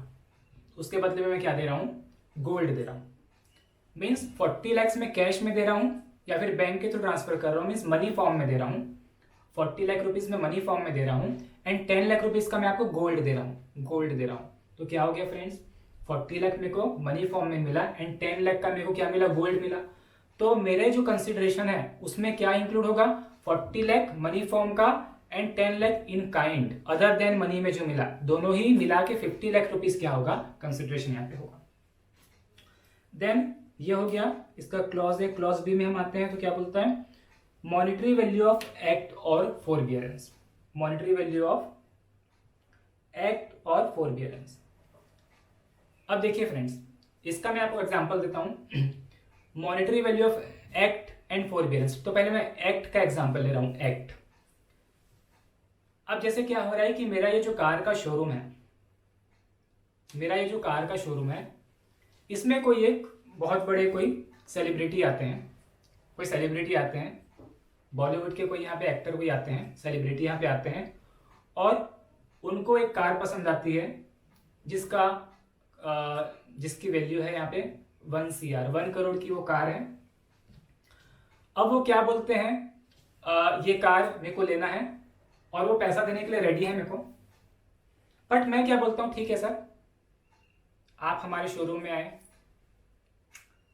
हम आपसे पैसा नहीं लेंगे, आप क्या करो, मैं एक सेल्स प्रमोशन का इवेंट रख रहा हूं, मेरी ये जो कंपनी है इसका मैं एक सेल प्रमोशन का एक इवेंट रख रहा हूं जो कि मैंने कुछ दिन बाद रखा है, तो आप उस इवेंट में आप आ जाना, सिर्फ वही मेरे लिए क्या हो जाएगा, आप उतना ही मेरे लिए कर दो, बाकी मेरे को पैसा नहीं चाहिए। तो फ्रेंड्स ये क्या हो गया, आप उनको क्या कर दिए, कार दे दिए, उसके बदले वो क्या कर रहे हैं, आपके लिए कुछ एक्ट कर रहे हैं। आप क्या कर रहे हैं, कुछ एक्ट कर रहे हैं। तो वो जो एक्ट कर रहे हैं उसका जो मॉनेटरी वैल्यू होगा, वो जो आपके सेल्स प्रमोशन इवेंट में आए उसका जो मॉनेटरी वैल्यू होगा, फिर वो आपके लिए क्या बोला जाएगा, कंसीडरेशन। वैसे ही फॉरबियरेंस की अगर मैं बात करूं तो फोरबियरेंस का मतलब क्या होता है कि किसी को कुछ करने से रोकना, रेस्ट्रिक्ट करना, किसी को कुछ करने से रोकना, रेस्ट्रिक्ट करना। तो मान लीजिए ये जो मेरा शोरूम है गाड़ी का, इसमें एक मैंने मैनेजर रखा था जो कि बहुत समय से सारा बिजनेस मेरा मैनेज करता है और उसको सारी चीजें पता है, बायर, सेलर, सारे सबसे उसका कांटेक्ट है। अब वो क्या करता है, वो अपना जो जॉब है वो छोड़ना चाह रहा है, वो कहीं और जाना चाह रहा है। तो मेरे को डर है कि कहीं वो ये business same to same business मेरे लोकेशन में स्टार्ट ना कर ले। तो मैं क्या बोलूंगा उसको, मैं क्या बोलूंगा कि नहीं, आप ठीक है आप जाओ, बट यहाँ पे आप मेरे को प्रॉमिस करो कि आप सेम बिजनेस यहाँ पे पर्टिकुलर लोकेलिटी में यहाँ पे नहीं करोगे, या इतने टाइम पीरियड के अंदर, साल 2 साल तक आप सेम बिजनेस यहाँ पे ओपन नहीं करोगे। तो ठीक है, वो क्या बोलता है, ठीक है आई एग्री। उसके बदले मैं क्या कर रहा हूं, उसको एक कार दे रहा हूं, उसके बदले मैं क्या कर रहा हूं, उसको एक कार दे रहा हूं उसके पसंद की। तो यहाँ पे क्या हो गया फ्रेंड्स, यहाँ पे ये जो फोरबियरेंस है उसका जो मॉनेटरी वैल्यू होगा वो कंसिडरेशन होगा मेरे सप्लाई ऑफ कार के लिए। मेरे सप्लाई ऑफ कार के लिए ये जो फोरबियरेंस जो है उसका जो मॉनेटरी वैल्यू होगा वो क्या होगा, कंसिडरेशन। तो कंसिडरेशन क्या बोलता है, any payment made or to be made whether in money or otherwise, या फिर monetary value of act or फोरबियरेंस, दोनों ही कंसिडरेशन में शामिल होंगे। In response to for inducement of supply of goods or service or both whether by recipient or by any other person. अब यहां पे क्या बोलता है कि ये जो पैसा आपको मिल रहा है या इन फॉर्म में कुछ मिल रहा है या फिर कोई एक्ट या फोरबियरेंस करके दे रहा है, ठीक है, तो ये चाहे रिसिपिएंट है जिसको आप सप्लाई कर रहे हो वो करे, या उसके बिहाफ में कोई थर्ड पर्सन करे, या फिर उसके बिहाफ में कोई थर्ड पर्सन करेगा, वो भी यहाँ पे कंसिडरेशन में इंक्लूड होगा। But shall not include subsidy given by central government और स्टेट गवर्नमेंट। बट कंसिडरेशन में इंक्लूड क्या नहीं होगा friends, central government and state government अगर कोई सब्सिडी देती है तो वो कंसिडरेशन में इंक्लूड नहीं होगा। सेंट्रल गवर्नमेंट या स्टेट गवर्नमेंट कोई सब्सिडी देती है तो वो कंसिडरेशन में इंक्लूड नहीं होगा। अब देखिए, any payment made or to be made whether in money or otherwise, monetary value of act or forbearance, in respect of, in response to, for inducement of supply of goods or service or both, whether by recipient or by any other person, चाहे recipient कर दे रहा हो या फिर कोई दूसरा person दे रहा हो। But not include subsidy given by central government और स्टेट गवर्नमेंट। इसका एक मैं एग्जांपल यहाँ पे देता हूं आपको। जैसे मान लीजिए कि एक स्कूल है जहाँ पे छोटे बच्चे जहाँ पे पढ़ते हैं, प्राइमरी स्कूल है और थोड़े रूरल एरिया में वो स्कूल है और वहाँ पे छोटे बच्चे वहाँ पे पढ़ते हैं।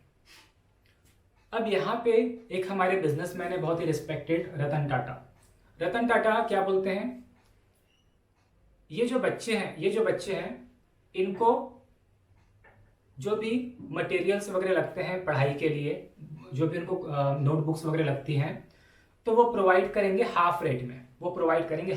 हाफ रेट में कैसे प्रोवाइड करेंगे, तो कोई भी शॉपकीपर है उनसे वो कांटेक्ट करते हैं और बोलते हैं कि ये जो 20 रुपीज की नोटबुक है, आप सारे बच्चों को दो 10 रुपीज में। कितने में दो? 10 रुपीज में। तो शॉपकीपर बोलता है कि मेरा तो लॉस हो जाएगा, तो बोलते हैं नहीं, आपका लॉस नहीं होगा, 10 रुपीज आप बच्चे से लो एंड 10 रुपीज मैं पे करूंगा आपको, 10 रुपीज मैं पे करूंगा, ठीक है। तो शॉपकीपर को पूरा 20 यहाँ पे मिल रहा है, उनका लॉस नहीं है। अब यहाँ पे गवर्नमेंट क्या बोलता है कि ऐसी कंडीशन में जो शॉपकीपर को जो कंसिडरेशन मिल रहा है 10 रुपए, स्टूडेंट से मिल रहा है 10 रुपए, रतन टाटा उसको दे रहे हैं, तो उसके लिए जो कंसिडरेशन है शॉपकीपर के लिए, उसमें जो स्टूडेंट से मिल रहा है वो भी इंक्लूड होगा और जो रतन टाटा से मिल रहा है वो भी इंक्लूड होगा। मीन्स जो 20 रुपीज जो है वो यहाँ पे कंसिडरेशन माना जाएगा और 20 रुपीज पे फिर अगर जीएसटी आएगा तो 20 रुपीज पे आएगा। कंसिडरेशन यहाँ पे क्या लिया जाएगा? 20 रुपीज।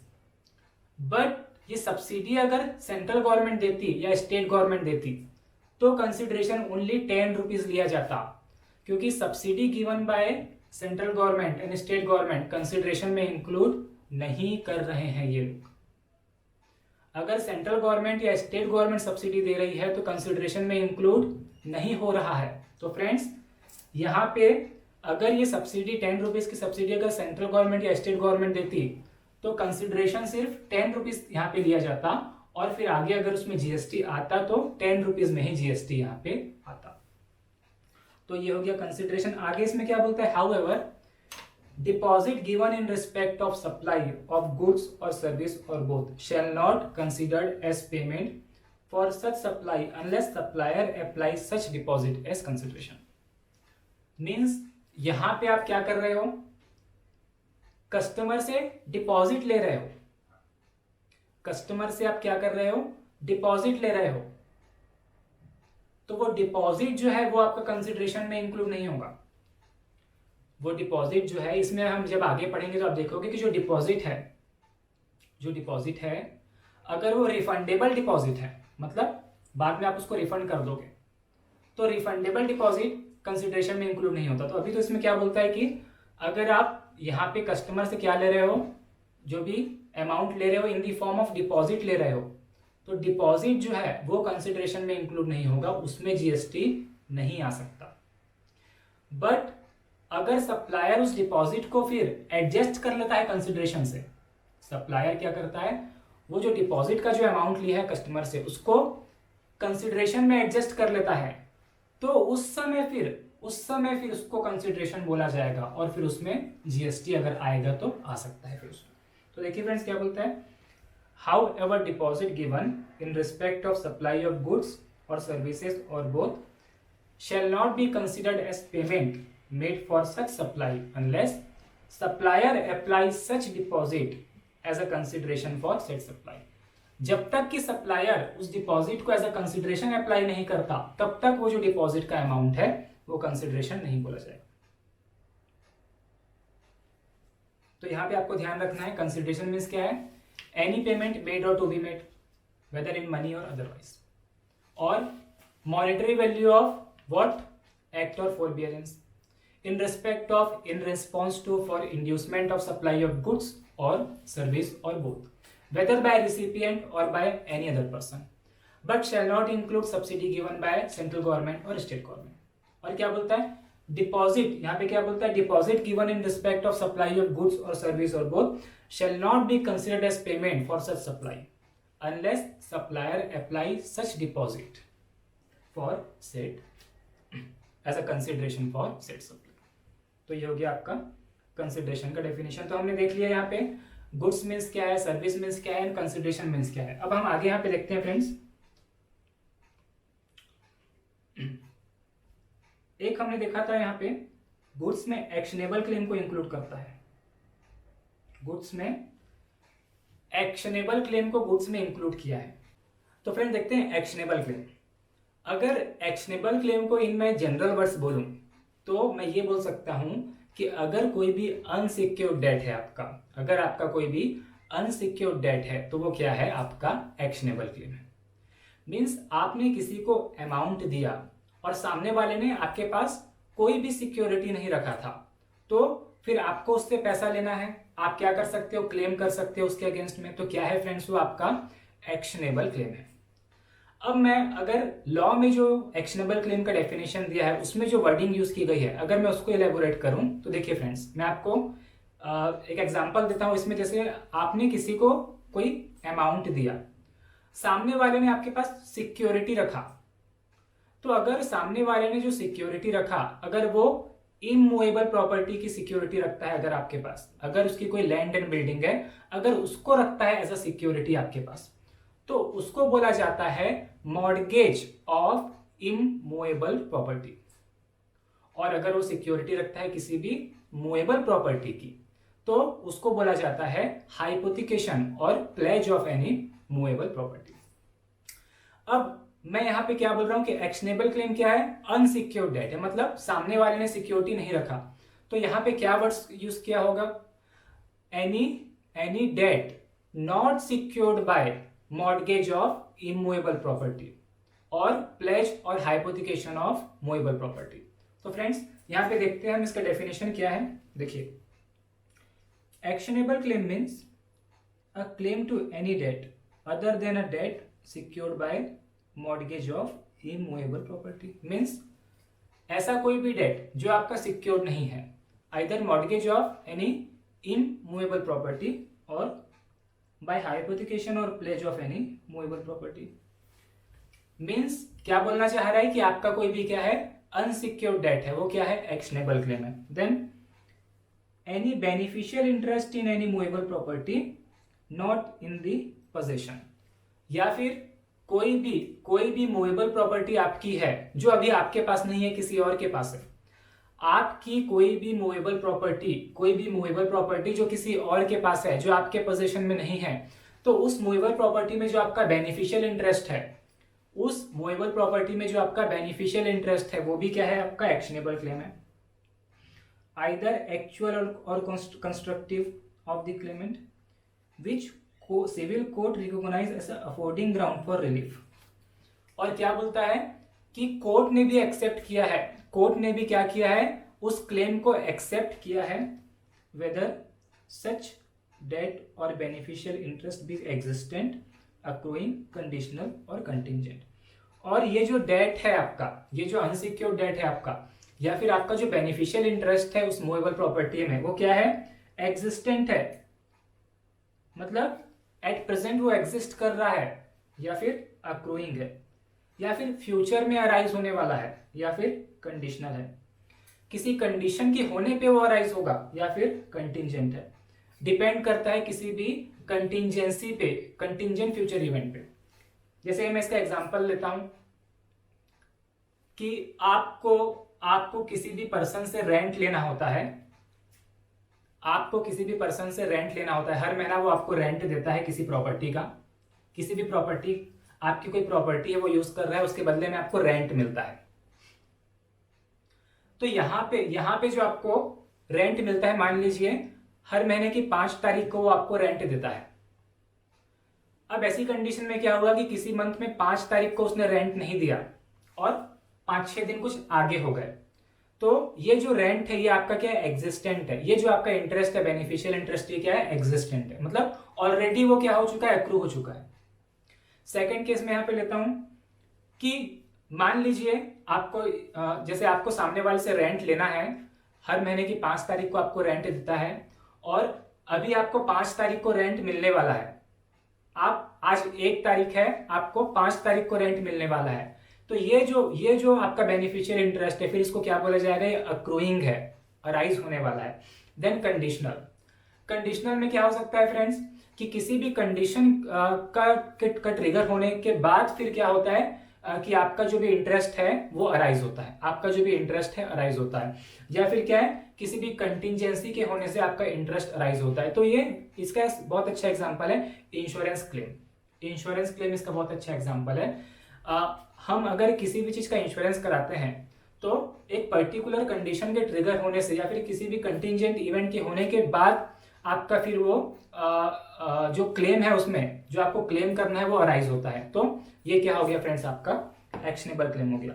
तो एक्शनेबल क्लेम को गुड्स में इंक्लूड किया है, गुड्स, एक्शनेबल क्लेम क्या है, गुड्स है, बट आगे जब आप शेड्यूल 3 पढ़ोगे तो उसमें एक्शनेबल क्लेम को कवर किया है।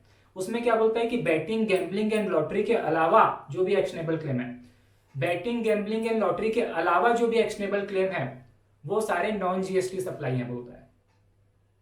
मींस एक्शनेबल क्लेम में सिर्फ बैटिंग, गैम्बलिंग एंड लॉटरी में ही जीएसटी आना है, बाकी में जीएसटी नहीं आना है, क्योंकि उसको नॉन जीएसटी सप्लाई बोल दिया है। तो हम आगे डिस्कस करेंगे। तो फ्रेंड्स ये हो गया। तो क्या बोलता है, actionable claim means a claim against any debt other than a debt secured by mortgage of any immovable property or hypothecation or pledge of any movable property, or any beneficial interest in movable property not in the possession either actual or constructive for relief, either actual or constructive of the claimant which the court recognizes affording ground for relief, and whether such debt or beneficial interest be existent, accruing, conditional or contingent। तो friends ये क्या है, actionable claim. तो हमने यहाँ पे goods and service का definition cover किया, हमने कंसिडरेशन देखा एंड एक्शनेबल क्लेम देखा। अब अगर फिर से हम 7(1)(a) को अगर रिमाइंड करते हैं तो वहां पे आप देखोगे कंडीशन क्या क्या थी,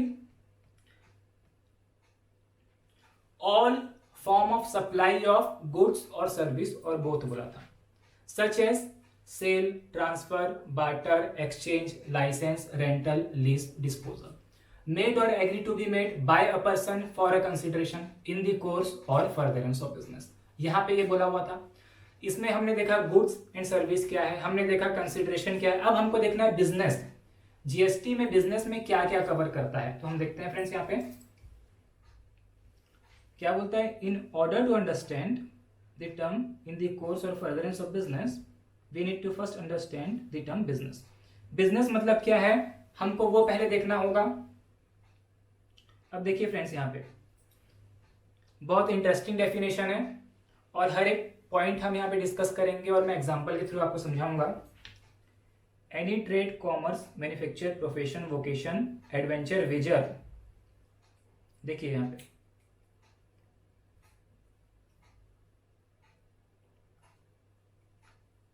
trade, commerce, manufacture, profession, vocation, adventure, wager or any other similar activity whether or not it is for pecuniary benefit।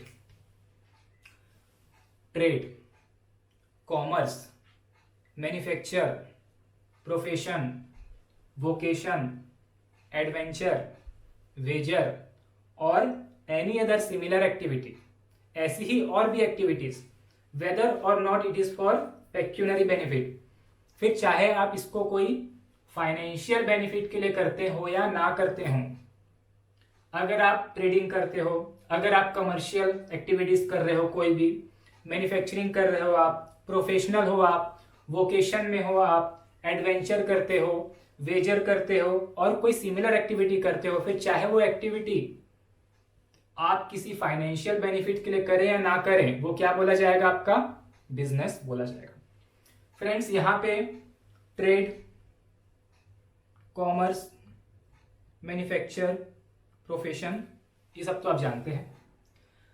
Vocation, vocation क्या होता है, देखिए प्रोफेशन जो होता है और वोकेशन जो होता है वो सिमिलर है, बट प्रोफेशन में क्या होता है कि आप जो भी एक्टिविटी करते हो उसका सपोर्ट आपको कैसे मिलता है, किसी भी आपके एजुकेशनल क्वालिफिकेशन या फिर कोई भी आपकी डिग्री से उसको सपोर्ट मिलता है। मतलब आप वो जो एक्टिविटी करते हो किसी डिग्री के बेसिस पे करते हो, किसी भी एजुकेशनल क्वालिफिकेशन के बेसिस पे करते हो, तो फिर वो आपका प्रोफेशन होता है।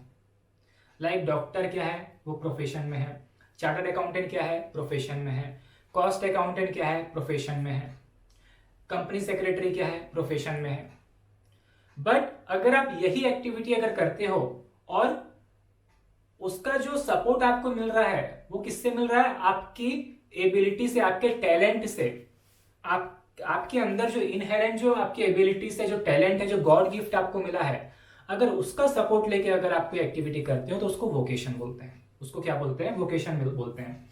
लाइक आप क्या हो, आप पेंटिंग करते हो, आप आर्टिस्ट हो एक, तो वो कहाँ से मिला है आपको, कोई डिग्री लेके आर्टिस्ट नहीं बनता, आपका इनहेरेंट कैपेबिलिटी है, वो इनहेरेंट टैलेंट है, गॉड गिफ्ट मिला है आपको, तो फिर आप क्या कहलाओगे, आप क्या कर रहे हो, वोकेशन में। देन एडवेंचर, आप क्या करते हो, एडवेंचरस एक्टिविटीज वगैरह करते हो। लाइक हम टीवी शोज वगैरह में देखते हैं और हम मूवीज में भी देखते हैं कि वहाँ पे क्या होते हैं, एडवेंचर करने के लिए कुछ पर्सन्स होते हैं, तो वो सारे हो गए। Then wager, wager means betting and gambling, इसमें कवर होता है। बैटिंग एंड गैम्बलिंग वेजर में कवर होता है, वो सारी हो गई।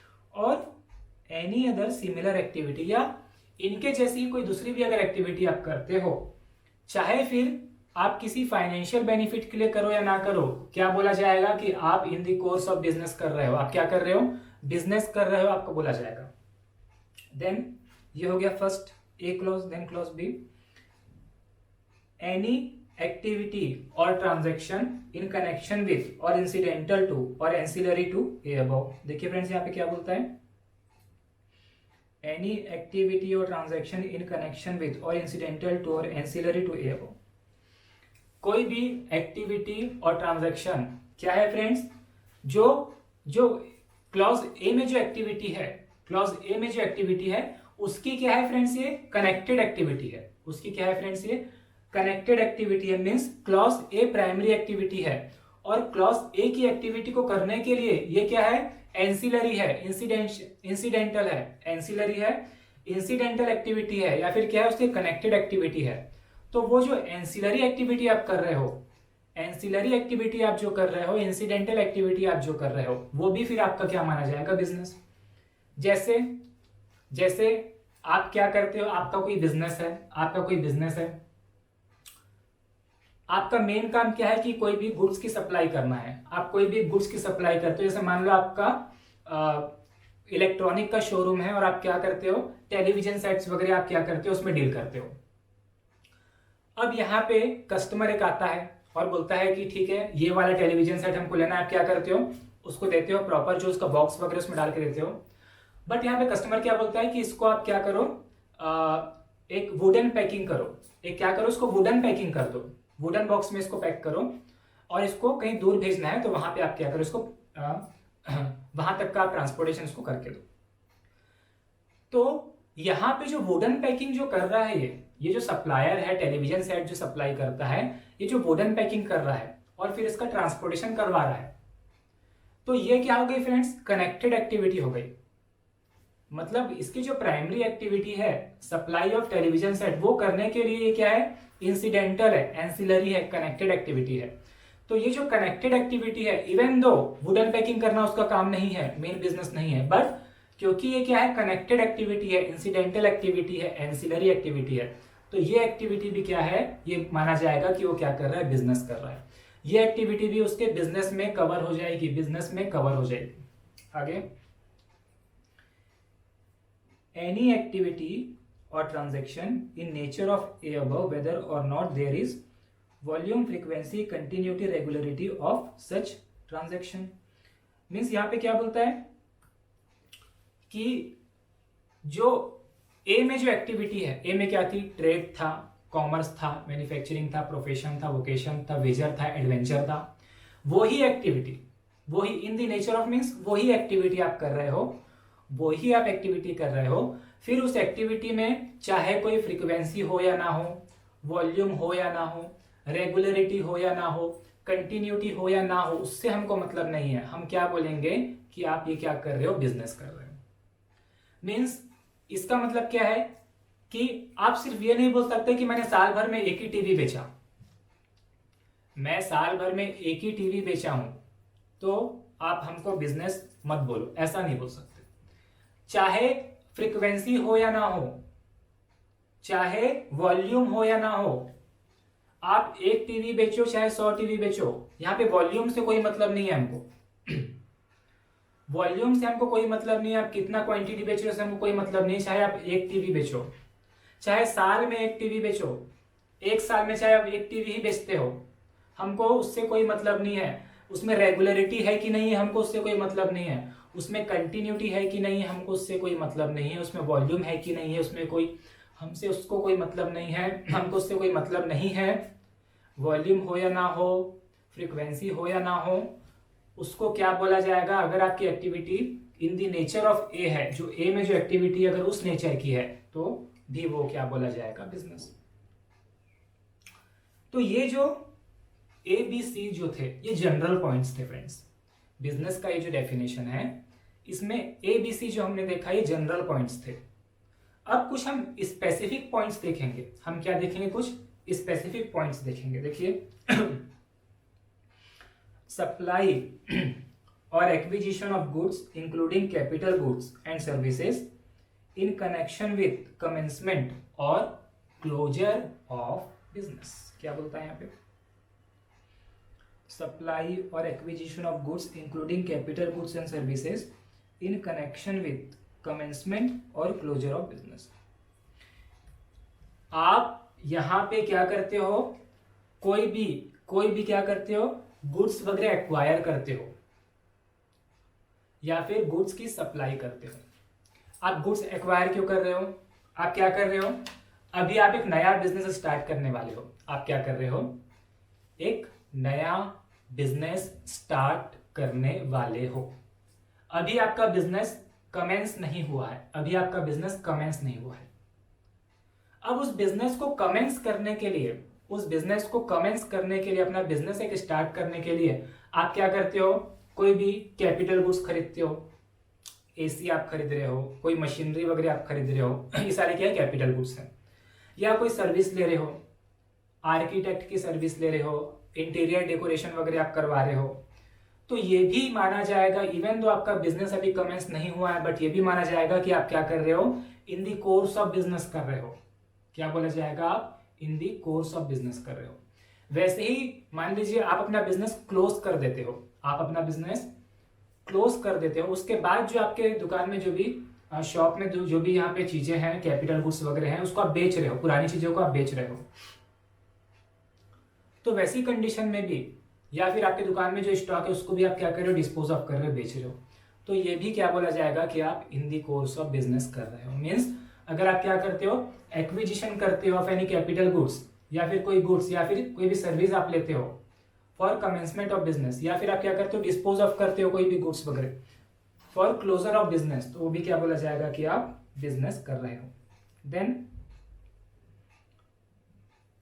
Provision by a club, association, society or any such body for a subscription or any other consideration of the facility or benefits to its member as the case may be। यहाँ पे क्या बोलता है फ्रेंड्स? कोई भी society, clubs वगैरह यहाँ पे अपने मेंबर को कोई भी यहाँ पे फैसिलिटीज प्रोवाइड करती है। सोसाइटीज होती हैं, क्लब्स वगैरह होते हैं, वो क्या करते हैं? अपने मेंबर को कोई भी फैसिलिटी वगैरह प्रोवाइड करते हैं, जिसके बदले में उनको क्या मिलता है? यहाँ पे कंसिडरेशन मिलता है, या फिर कोई सब्सक्रिप्शन चार्जेस वगैरह मिलते हैं। कंसिडरेशन मिलता है, सब्सक्रिप्शन वगैरह मिलता है, तो वैसी कंडीशन में वो भी क्या बोला जाएगा? बिजनेस।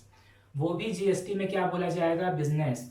मीन्स कोई क्लब, सोसाइटी अपने मेंबर को अगर कोई यहाँ पे सर्विस वगैरह प्रोवाइड कर रही है, कोई फैसिलिटी वगैरह प्रोवाइड कर रही है, कोई बेनिफिट्स वगैरह यहाँ पे प्रोवाइड कर रही है, जिसके बदले में कुछ कंसिडरेशन मिलता हो, सब्सक्रिप्शन मिलता हो, तो फिर वो क्या बोला जाएगा फ्रेंड्स? बिजनेस।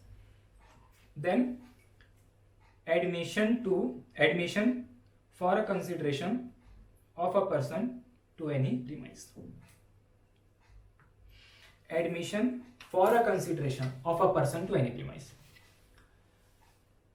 किसी भी प्रीमाइस में एंट्री देने के लिए अगर आप कोई कंसिडरेशन चार्ज करते हो, जैसे मैं एग्जांपल लेता हूं कि कहीं भी कोई कॉन्सर्ट्स वगैरह हो रहा है, सर्कस वगैरह हो गया, अम्यूजमेंट पार्क वगैरह हो गया, तो वहां पे किसी भी पर्सन को एंट्री देने के लिए उसको पहले टिकट खरीदना होता है, कुछ पैसा देना होता है, टिकट लेना होता है।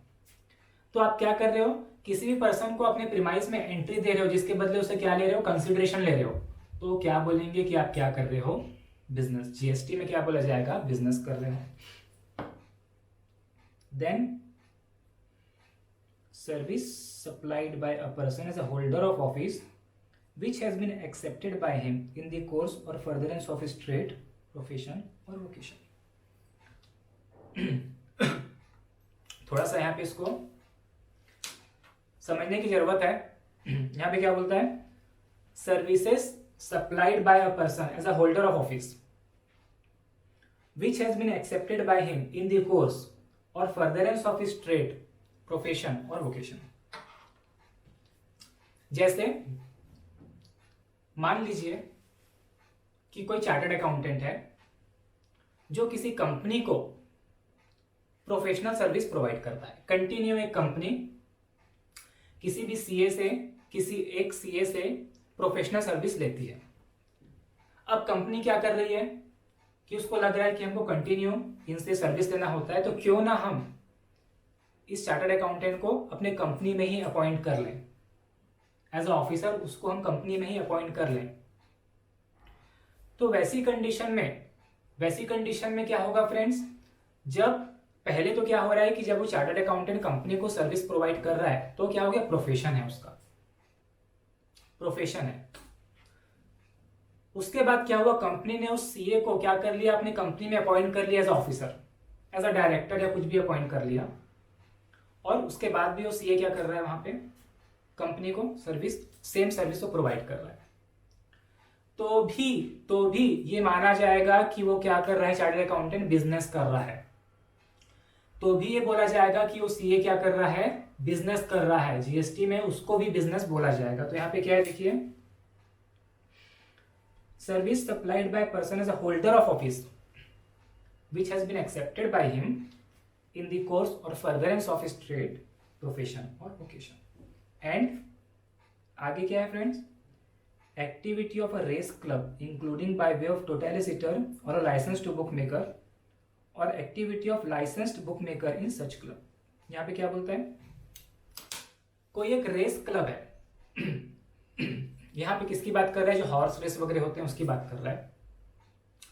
तो वहां पे क्या होता है कि बहुत सारे हॉर्स होते हैं और लोग वहां पे क्या करते हैं, पैसा लगाते हैं। तो जो रेस क्लब जो यहाँ पे एक्टिविटी कर रहा है उसको भी क्या बोलेंगे कि वो बिजनेस कर रहा है। अब वो रेस क्लब क्या करता है, ये हॉर्स रेसिंग करने के लिए कुछ कुछ लोगों से वो भी सर्विस लेता है, जिसमें एक टोटलिसिटर एक होता है। टोटलिसिटर क्या करता है, ये एक डिवाइस होता है इनके पास, और इसमें सारे ही जो हॉर्स रहते हैं सबका यहाँ पे वो एंटर करता है कौन कौन से हॉर्स हैं और हर एक हॉर्स के ऊपर कितना पैसा लगा है वो यहाँ पे एंटर करता है। और ड्यूरिंग दी रेस, जब रेस चलते रहती है तो उस समय कौन सा हॉर्स कितने गेन में है और कौन सा हॉर्स कितने लॉस में है वो सारा रियल टाइम में बताता है। वो तो एक डिवाइस होता है। तो ये जो टोटलिसिटर जो है ये भी जो सर्विस प्रोवाइड कर रहे हैं इसको भी क्या बोला जाएगा, बिजनेस।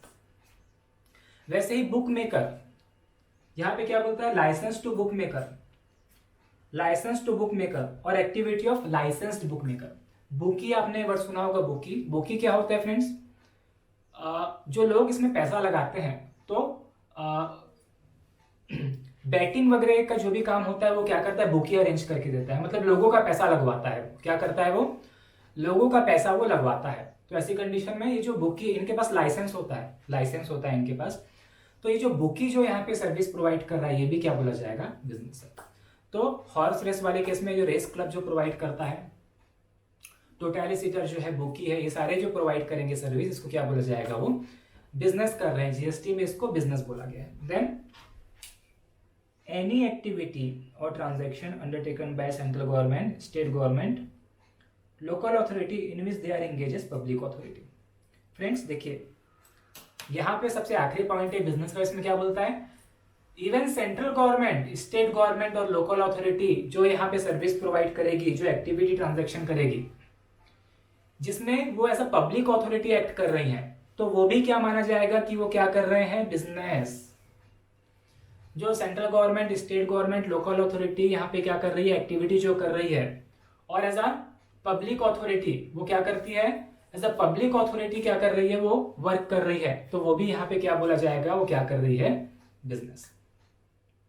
मतलब म्युनिसिपैलिटीज वगैरह हो गई, लोकल बॉडीज वगैरह जो होती हैं, म्युनिसिपल कॉर्पोरेशन वगैरह हो गए, ये सब जो एक्टिविटी कर रहे हैं इनको भी बिजनेस में कवर किया गया है, इनको भी बिजनेस में कवर किया गया है। तो क्या इसमें भी जीएसटी आ जाएगा? जीएसटी आना नहीं आना वो बात की बात है। अभी हम क्या देख रहे हैं, बिजनेस, तो बिजनेस में कवर किया गया है। बट क्योंकि इसमें जीएसटी नहीं लाना था, तो हम इसको देखेंगे 7 सबसेक्शन 2 में। 7 के सबसेक्शन 2 में जो क्लॉज बी है उसमें इसको रखा गया। मैंने क्या बताया था, 7(2) में एक्सक्लूड्स, सप्लाई एक्सक्लूड्स, उसमें जो एक्टिविटीज है वो सप्लाई में शामिल नहीं होती। तो इसीलिए, क्योंकि इसको सप्लाई में कवर नहीं करना था, पहले तो बिजनेस में कवर कर दिया इसको, बट इसको सप्लाई से हटाना था, तो इसको 7(2) में कवर किया, 7(2)(b) में इसको कवर किया। हम देखेंगे वहां पे। तो हमने देखा कि बिजनेस क्या है। तो यहाँ पे 7(1)(a) में जो कंडीशंस थी उसमें जो जो यहाँ पे टर्म यूज किए गए थे सारा हमने यहाँ पे एक एक देखा है बिल्कुल आराम से। यहाँ पे एक मैं एग्जांपल लेता हूं, देखिए ये जो एग्जांपल है मैं आपको पहले ही बता देता हूं, इसके 2 व्यू हैं, इसके 2 व्यू पॉसिबल है, पहला व्यू क्या बोलता है, एग्जांपल क्या है, Saurabh buys a car for his personal use and after a year sell it to car dealer. Sale of car by Saurabh to car dealer is not supplied under GST because said supply is not made by Saurabh in the course of furtherance of business. एक mister Saurabh है, उसने एक car bye किया था। उन्होंने car bye किया था अपने खुद के यूज के लिए, खुद के लिए पर्सनल यूज के लिए उन्होंने कार परचेज किया था। अब बाद में क्या कर रहे हैं, वो उसी कार को क्या कर रहे हैं, बेच रहे हैं। ओल्ड कार को अपनी क्या कर रहे हैं, बेच रहे हैं किसी कार डीलर को। तो देखिए फ्रेंड्स, यहां पे क्या बोलता है कि ये सप्लाई, ये बिजनेस क्या बोलता है, सप्लाई नहीं है बोलता है। ये सप्लाई नहीं है क्योंकि जो सौरभ ये जो कर रहे हैं, ये इन दी कोर्स ऑफ बिजनेस नहीं कर रहे हैं, इन दी कोर्स ऑफ बिजनेस नहीं कर रहे हैं, इन दी कोर्स ऑफ बिजनेस नहीं कर रहे हैं। ठीक है, यहां तक ठीक है। एक और एग्जांपल लेते हैं। Neeta sold her old gold bangles and earrings to Akarshan Jewelers. Sale of old gold jewelry by individual to jeweler will not constitute supply as same cannot be said to be in the course or furtherance of business of individual. एक miss Nita है, उन्होंने personal use के लिए कोई jewelleries purchase की थी। अब कुछ समय बाद वो यूज करके अपनी ओल्ड ज्वेलरीज को क्या कर रही है, बेच रही है किसी ज्वेलर्स के पास। तो ये भी क्या बोलता है कि इन दी कोर्स ऑफ बिजनेस वो नहीं कर रहे हैं, इन दी कोर्स ऑफ बिजनेस वो नहीं कर रहे हैं। तो ये भी जीएसटी में सप्लाई नहीं बोला जाएगा, क्योंकि सप्लाई होने के लिए वो सारी कंडीशन जो हमने 7(1)(a) में देखी वो फुलफिल होनी जरूरी है, जिसमें से एक इन दी कोर्स ऑफ बिजनेस बोलता है। ठीक है, अब देखिए इसका एक सेकंड व्यू भी है, इसमें क्या बोलता है। First view. The view taken in above example is based on view taken in departmental FAQ press release flare. However, as already seen, business include trade, commerce or similar activity whether or not there is frequency, volume, continuity, regularity of such transaction. जो पहला view लिया गया है, क्या होता है कि GST जब आया तो बहुत सारे कंफ्यूजन थे। तो डिपार्टमेंट क्या करता था, डिपार्टमेंट के पास जो भी क्वेश्चंस जाते थे उसका एक एफएक्यू बना के पूरा लिस्ट हो गया पब्लिश कर देता था। अभी भी एफएक्यूज आपको मिल जाएंगे। तो एफएक्यूज में इस टाइप के भी वहां पे उनसे क्वेश्चन किए गए थे कि ऐसी कंडीशन में वो सप्लाई माना जाएगा कि नहीं, उसको business in the course of business बोलेंगे कि नहीं बोलेंगे। तो डिपार्टमेंट के एफएक्यूज ने तो ये क्लियर कर दिया था कि इसको इन दी कोर्स ऑफ बिजनेस नहीं बोलेंगे, क्योंकि ये पर्सनल यूज की चीज क्या कर रहे हैं, बेच रहे हैं, और वो बिजनेस नहीं कर रहे हैं। अब आगे second view. In view of this, it is also possible to take a view in above example that sale of car by Saurabh and sale of old jewelry by Nita have been made in the course or furtherance of business and thus will constitute a supply since business include vocation. Therefore, sale of goods or service as a vocation is also supply under GST. इसमें क्या बोलता है, देखिए इसके पहले जो हमने point पढ़े उसी में ये बोला था कि जो हमने बिजनेस का डेफिनेशन देखा, उसमें क्लॉज सी क्या था कि कोई भी activity in the nature of A above whether or not there is frequency, volume, continuity, regularity, उसको यहां पे लिया है। बोलता है कि ये जो एक्टिविटी है ये in the nature of A above है, बोलता है मतलब trade, commerce, profession, manufacturing, vocation में कवर हो रहा है। और बिजनेस होने के लिए जरूरी तो नहीं है कि उसमें वॉल्यूम हो, फ्रीक्वेंसी हो, कंटिन्यूटी हो। ऐसा जरूरी नहीं है कि ये जो काम करता है ये कंटिन्यू करते रहे, बार बार ये ओल्ड कार बेचते रहे, बार बार ये ओल्ड ज्वेलरी बेचते रहे, वैसा कोई जरूरी नहीं है। वॉल्यूम की, कंटिन्यूटी की, फ्रीक्वेंसी की कोई जरूरत नहीं है। तो सेकेंड व्यू यहाँ पे ये लिया गया है कि इन द कोर्स ऑफ बिजनेस इसको बोला जा सकता है, इन दी कोर्स ऑफ बिजनेस भी उसको बोला जा सकता है, और वैसी कंडीशन में इसमें सप्लाई में कवर हो सकता है अगर बाकी भी कंडीशन फुलफिल होगी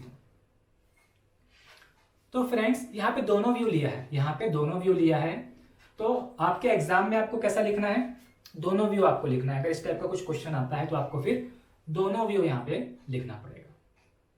वैसे अगर आप देखेंगे तो बिजनेस के डेफिनेशन के हिसाब से क्या बोलता है, in the nature of A above, मतलब कोई भी एक्टिविटी जो कि ए के नेचर की है तो वो भी बिजनेस बोली जाएगी। फिर चाहे उसमें फ्रीक्वेंसी हो, कंटिन्यूटी हो, वॉल्यूम हो, रेगुलरिटी हो या ना हो, उससे कोई मतलब नहीं है। तो वो वाला व्यू यहाँ पे लिया है। सेकंड व्यू यहाँ पे वो ही लिया है और क्या बोलता है कि ऐसी कंडीशन में इन द कोर्स ऑफ बिजनेस इसको बोला जा सकता है। तो आपको दोनों व्यू यहाँ पे लिख के आना है। तो फ्रेंड्स यहां पे हमने 7(1)(a) कवर किया है और बहुत अच्छे से, बहुत आराम से मैंने इसको समझाने की कोशिश की है।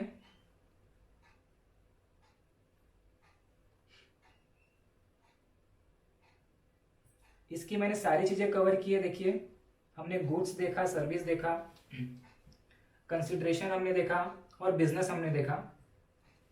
7(1)(a), तो 7(1)(a) में ये कंडीशन दी गई है, अगर आपकी एक्टिविटी और ट्रांजैक्शन ये सारी कंडीशंस सेटिस्फाई करती है, फुलफिल करती हैं, तो आपकी एक्टिविटी जीएसटी में सप्लाई बोली जाएगी। तो इन जनरल आपको ये सारी कंडीशंस देखनी है और ये सारी कंडीशंस का कंप्लाई होना, फुलफिल होना जरूरी है, तब जाके आपकी एक्टिविटी जीएसटी में सप्लाई बोली जाएगी। अब आगे जब हम पढ़ेंगे 7B एंड 7C, तो इसमें हम देखेंगे कि जो कंडीशंस है कि कंसिडरेशन भी जरूरी है, in the course of business भी जरूरी है, इसके कुछ एक्सेप्शन हम देखेंगे जहां पे विदाउट कंसिडरेशन भी कुछ कुछ कंडीशन में आपकी एक्टिविटी को सप्लाई बोला जाता है, और without, even though not in the course of business हो तो भी फिर एक्टिविटी को सप्लाई बोला जाता है, तो वो हम बाद में देखेंगे। तो सेक्शन 7 का सबसेक्शन 1 उसका क्लॉज ए हमने किया, बाकी के जो इसके क्लॉज है clause B and C, and इस चैप्टर का रिमेनिंग पार्ट्स हम इसके आगे वाले पार्ट में देखेंगे। इस चैप्टर का पार्ट 2 में अपलोड करूंगा, उसमें मैं यहाँ पे कवर करूंगा बहुत सारी चीजें। तो फ्रेंड्स ये जो वीडियो लेक्चर है ये मैंने आप लोगों के लिए बनाया है और मैंने अपने तरफ से पूरी मेहनत की है, और मैं भी चाहूंगा कि इस वीडियो लेक्चर को आप ज्यादा से ज्यादा शेयर करें ताकि हर एक स्टूडेंट जिसको भी क्लास की जरूरत है उस तक ये पहुंचे। तो फ्रेंड्स फिर मिलते हैं नेक्स्ट क्लास में। Thank you so much.